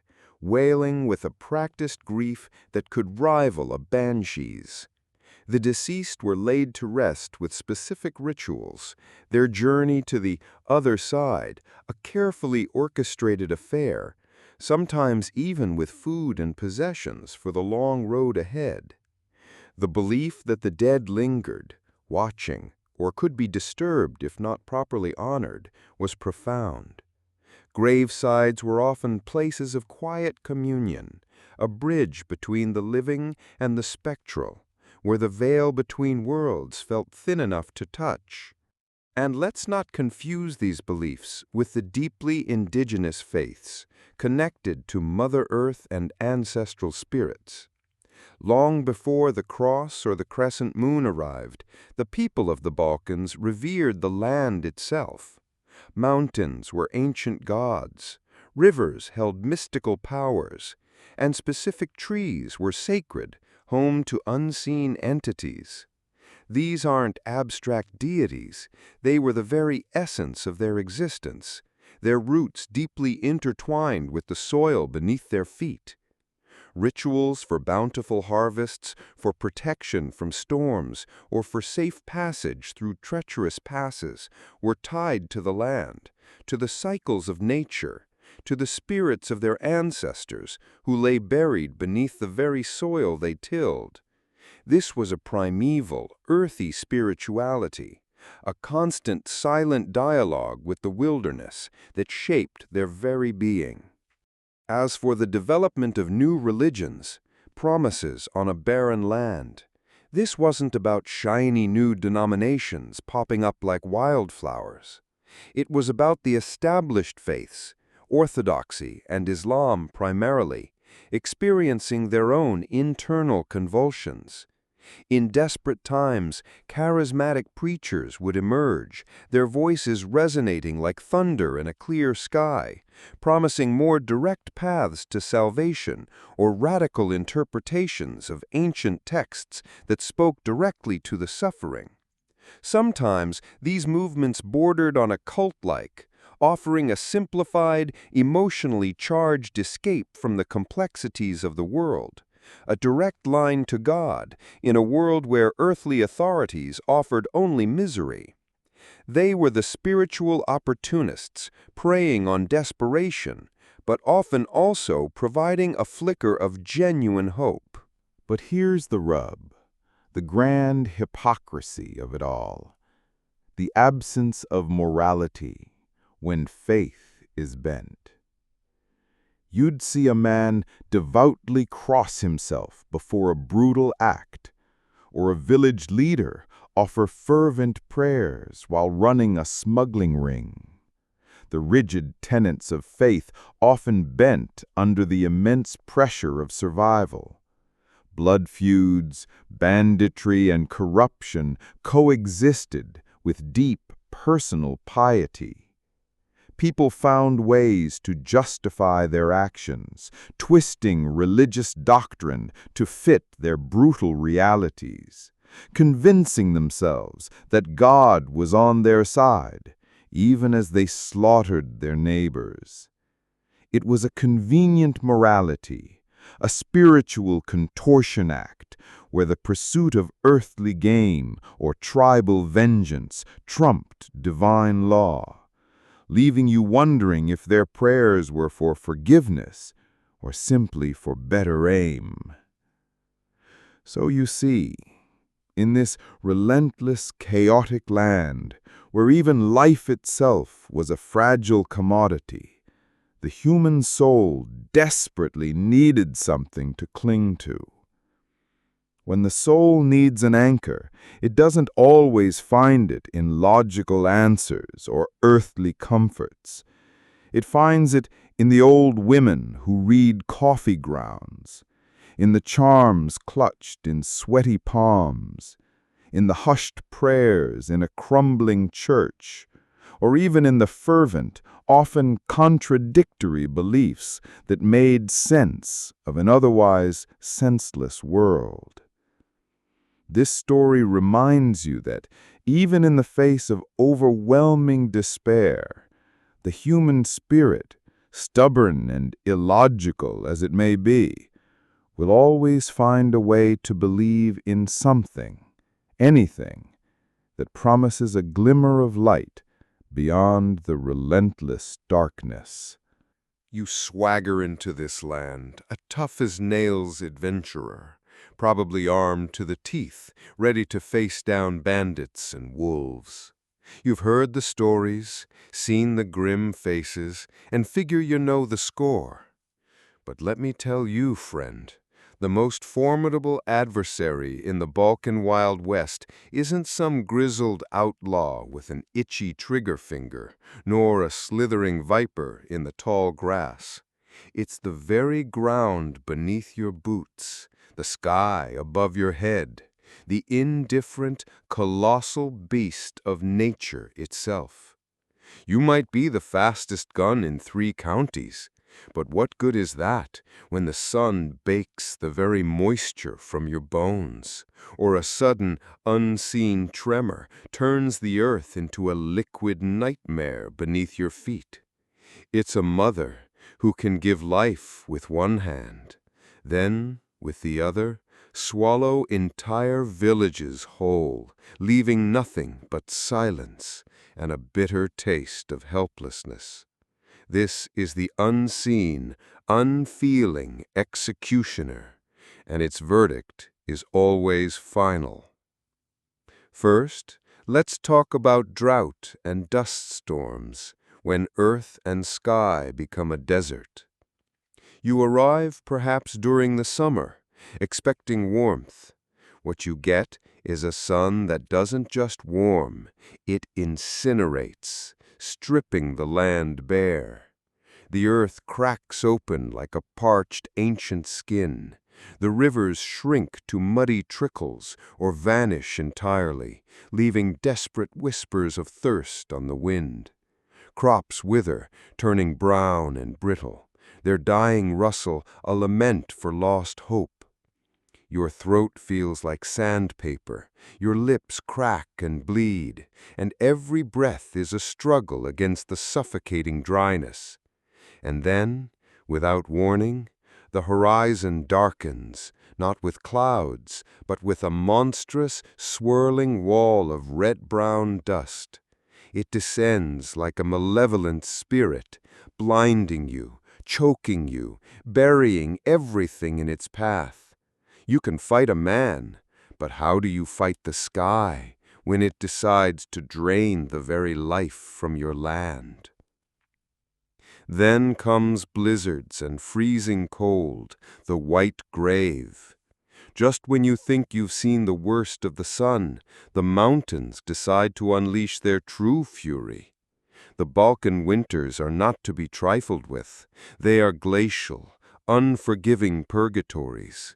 Snow falls not in gentle flakes, but in blinding, relentless sheets, piling up to your waist, then your chest, burying homes and trapping entire villages in a silent, icy grip. The wind howls like 1,000 hungry wolves, tearing at your clothes, stealing your body heat. Travelers caught unawares become frozen statues, their faces etched with the last moments of desperate struggle. Livestock perish in droves, their stiffed bodies becoming a grim, stark landscape of white death. This isn't just cold. It's a creeping, insidious oblivion, turning the very air into a weapon.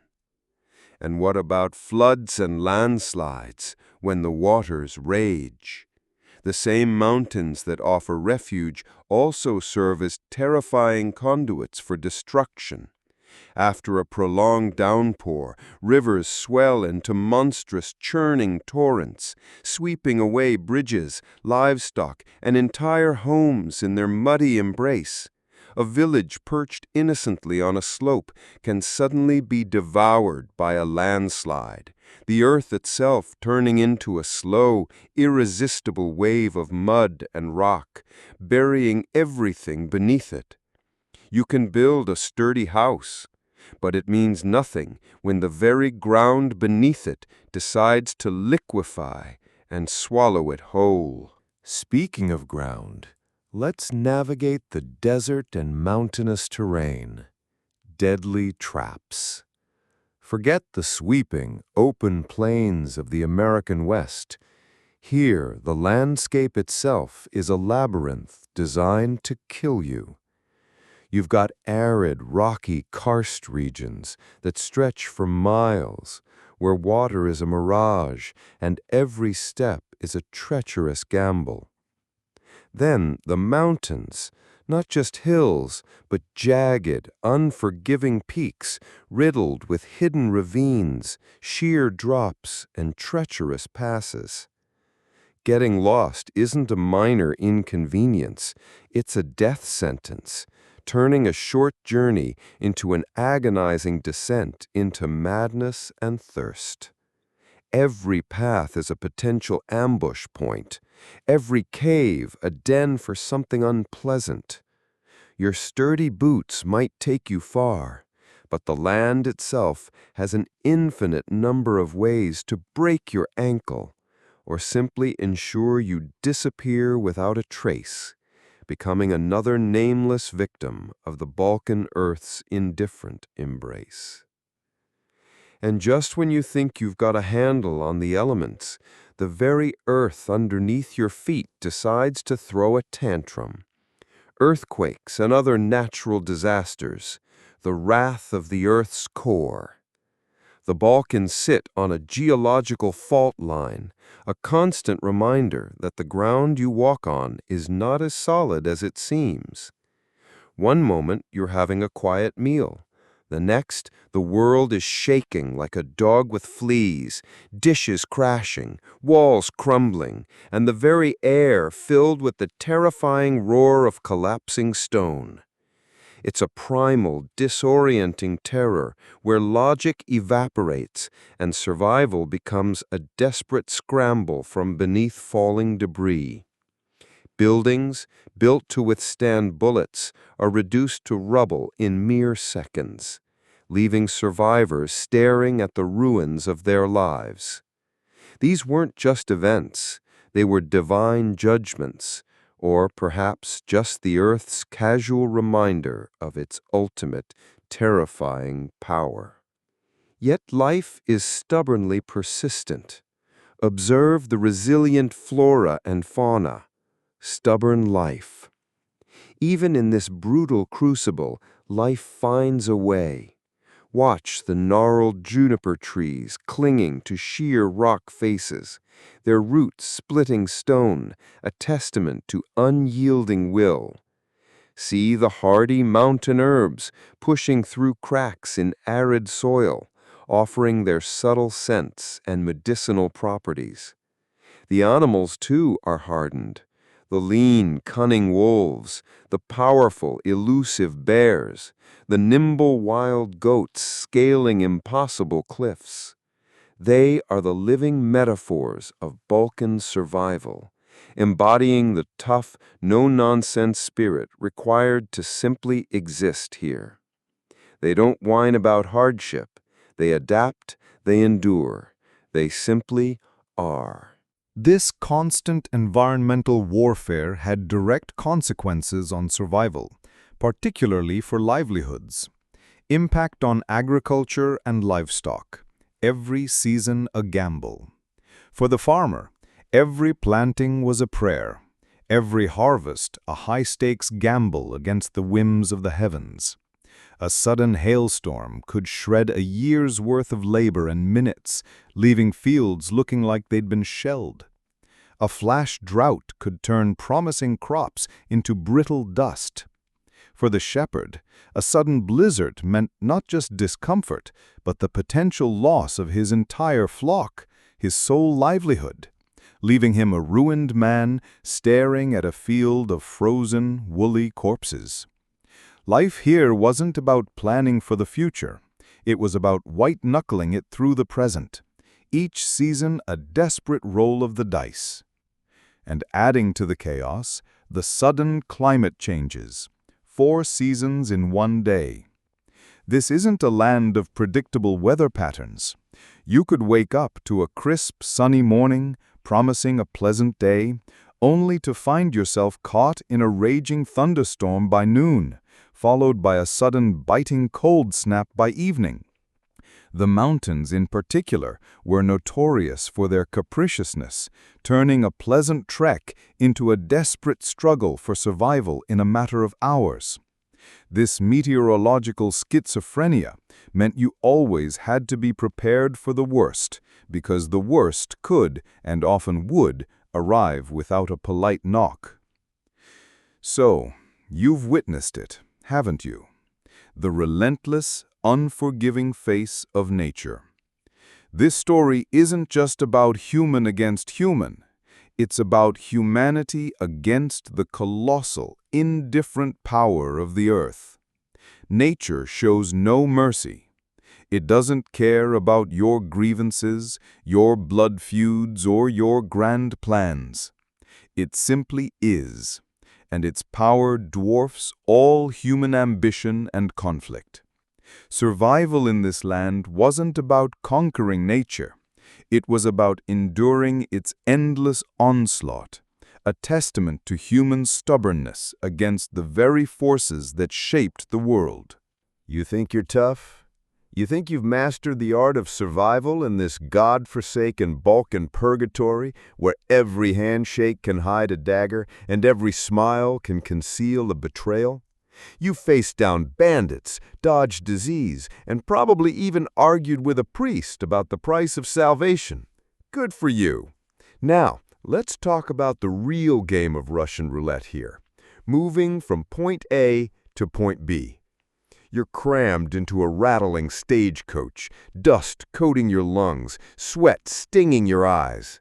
Suddenly, the driver yells, a shot rings out, and the horses rear up, screaming. Your heart leaps into your throat, a wild drum solo in your chest.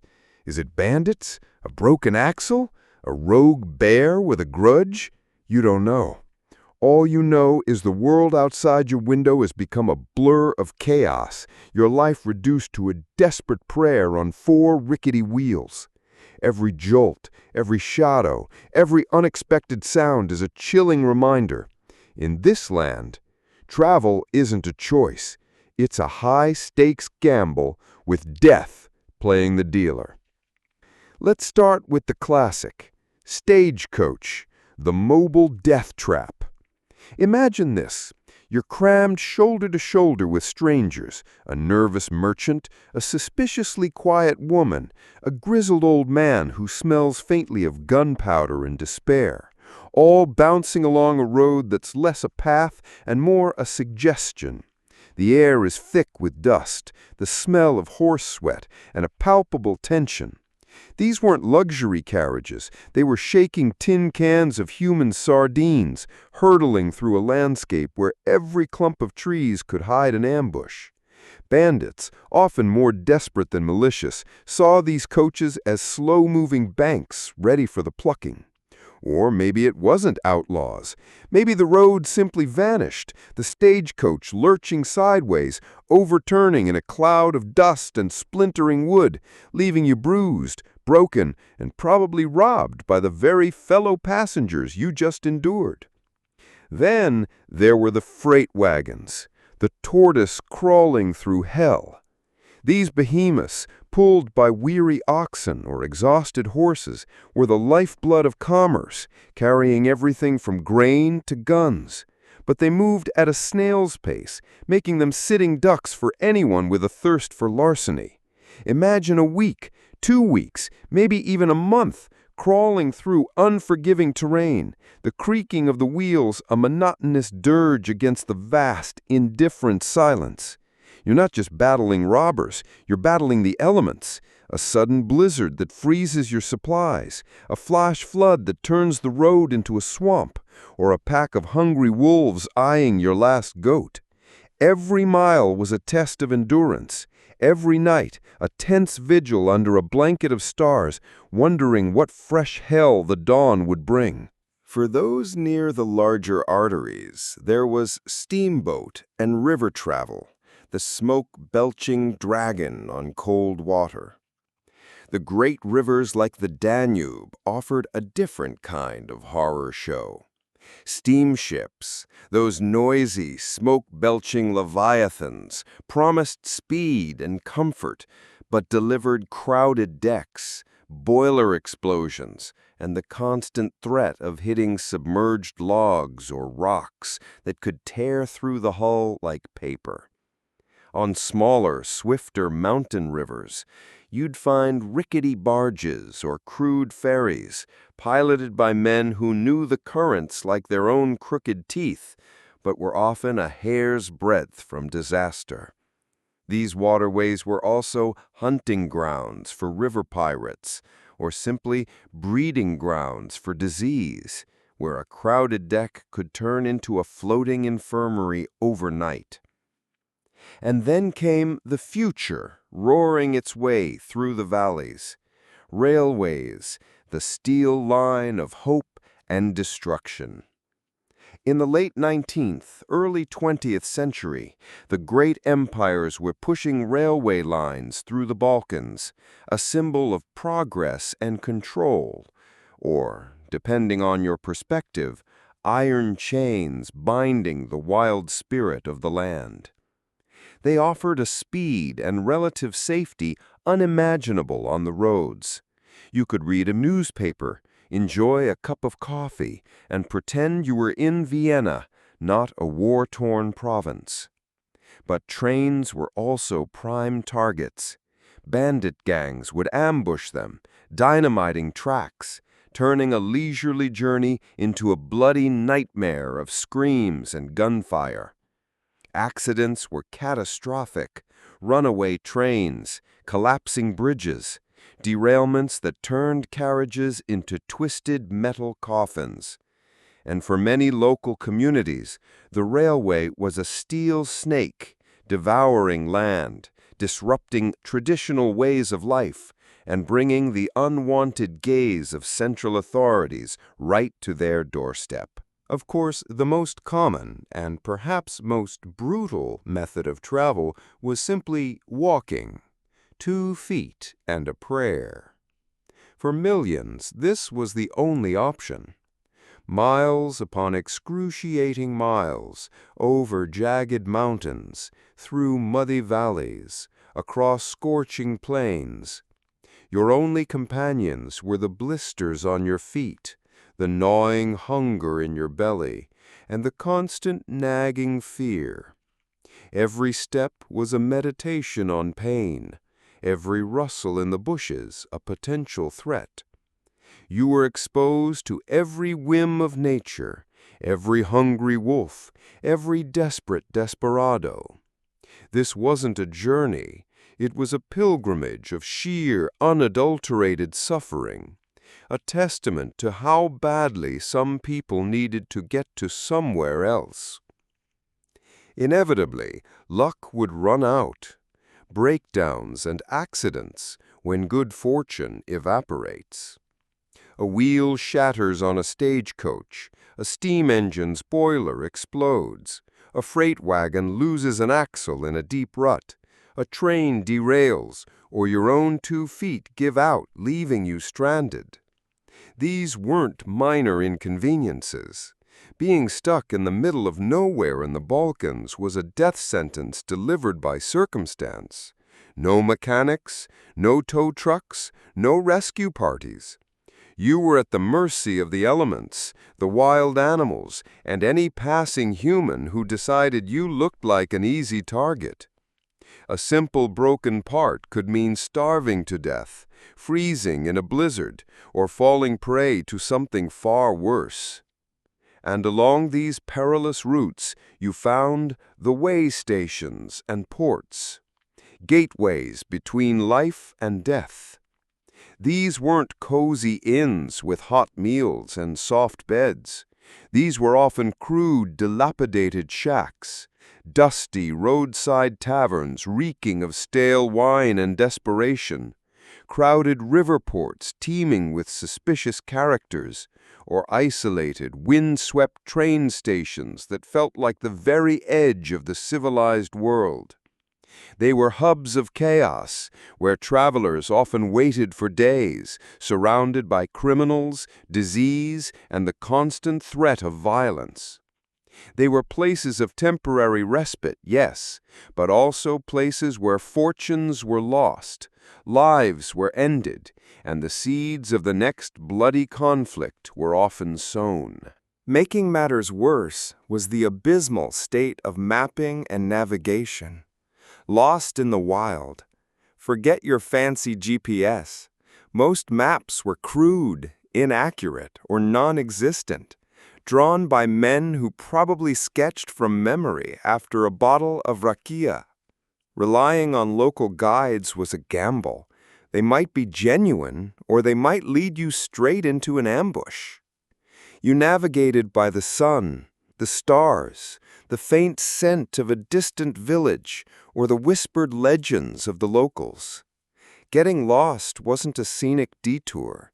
It was a terrifying descent into the unknown, where every identical-looking valley or unmarked path could lead you to your demise, leaving your bones to bleach under the indifferent Balkan sun. So you see the picture, don't you? The true cost of movement. In this part of the world, travel wasn't a privilege or a convenience.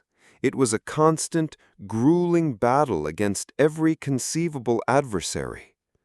Every mile covered, every river crossed, every mountain traversed was a victory etched in sweat, blood, and sheer defiance. Arrival wasn't just reaching your destination. It was a profound testament to your stubborn will to survive against a world that seemed determined to keep you right where you were or bury you somewhere along the way.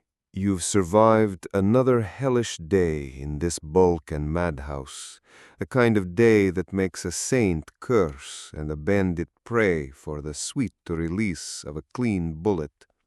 The sun has finally dipped below the jagged peaks, painting the sky in a bruised purple, and the chill of night is already creeping into your bones.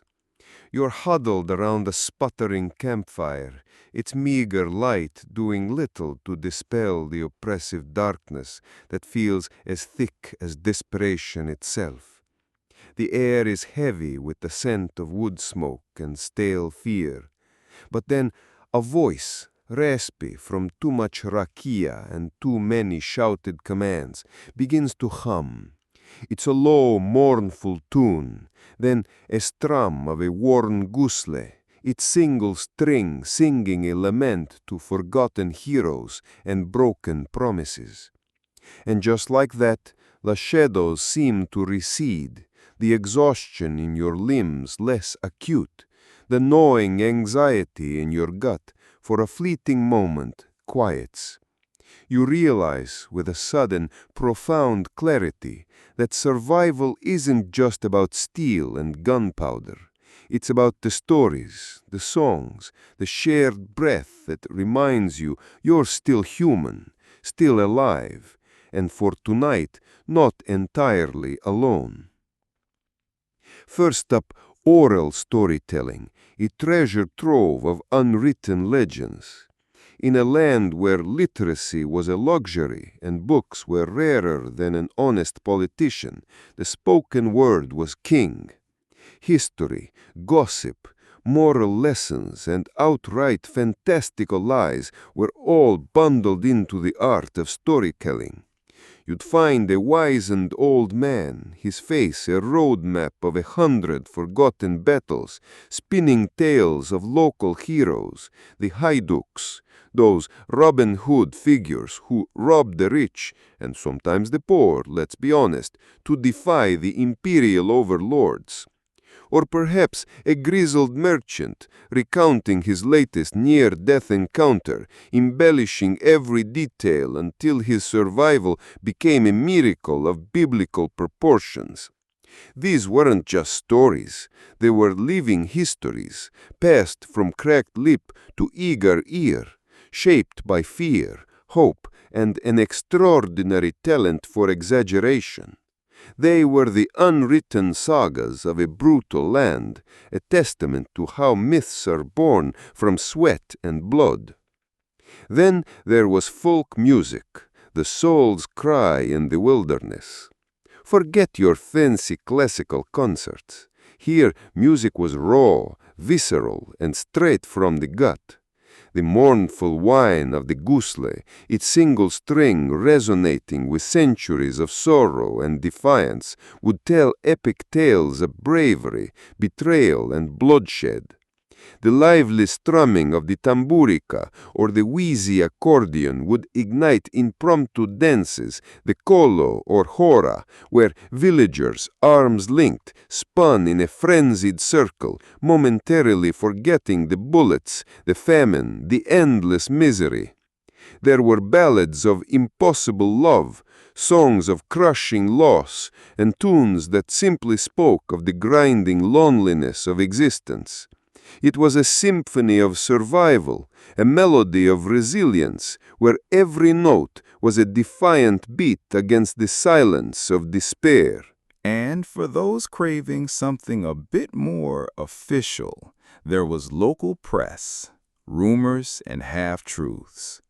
In the slightly larger towns, you might find a crudely printed newspaper, its pages smelling of cheap ink and even cheaper lies. These were less about objective journalism and more about partisan propaganda, a chaotic blend of official government proclamations, highly biased political screeds, sensationalized crime reports, often of events that never quite happened, and thinly veiled gossip about prominent citizens. Facts were optional, truth a suggestion, yet people devoured them, hungry for any scrap of information, any hint of what fresh hell was brewing in the next province. It was a paper lifeline to a world beyond their immediate misery, even if that lifeline was spun from half-truths and wishful thinking.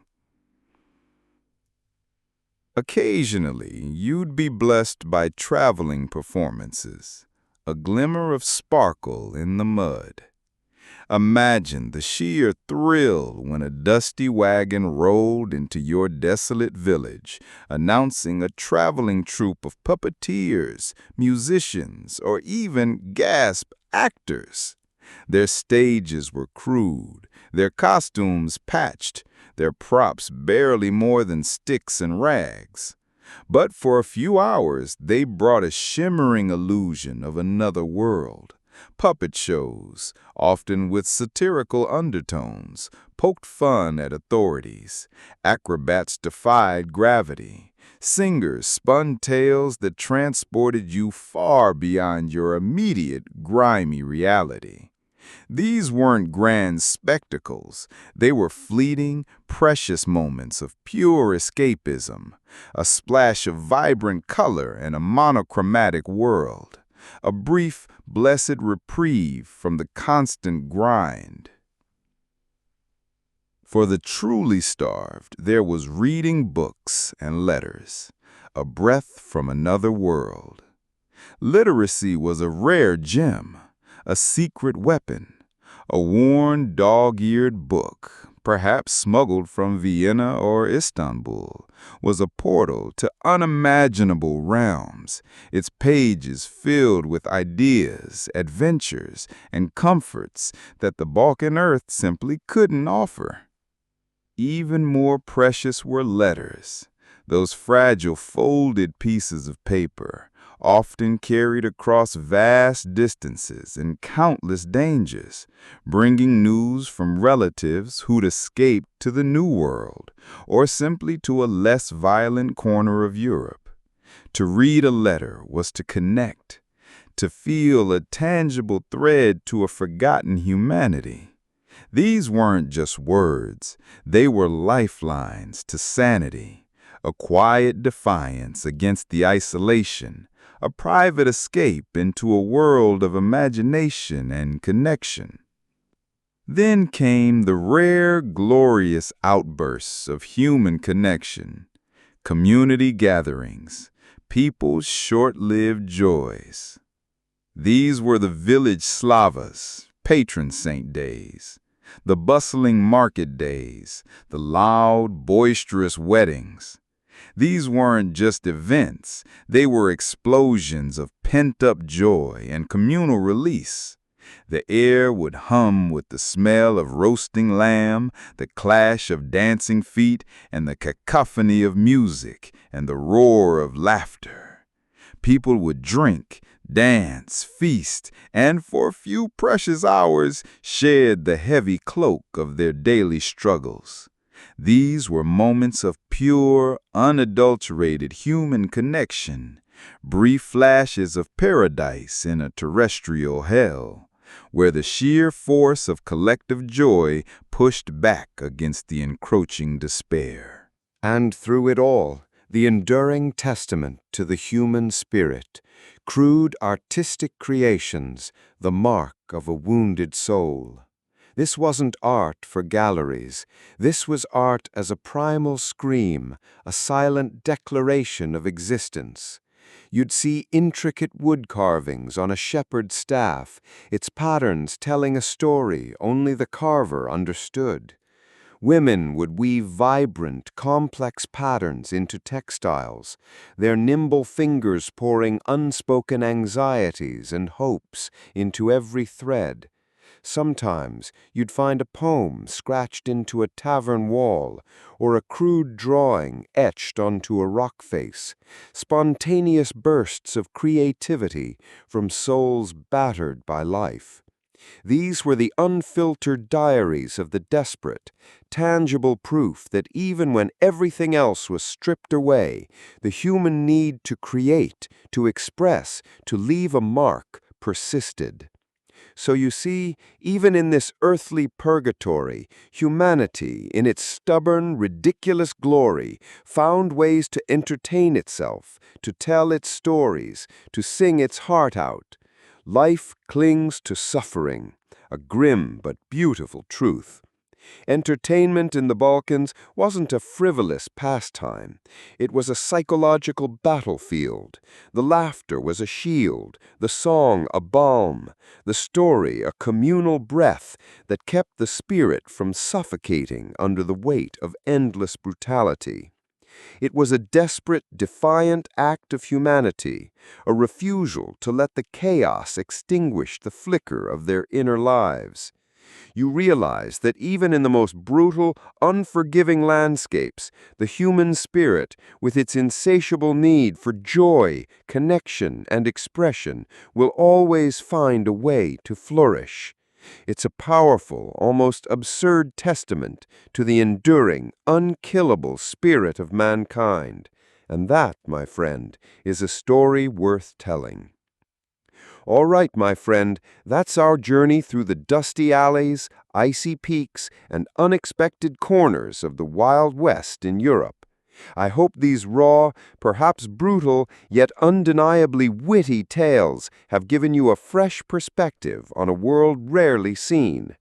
If you found this expedition as captivating as a good saloon brawl, don't hesitate to hit that like button, subscribe for more wild rides, and drop a comment below to tell me what struck you most. Thank you for joining me. Until our next adventure, where history is anything but dry.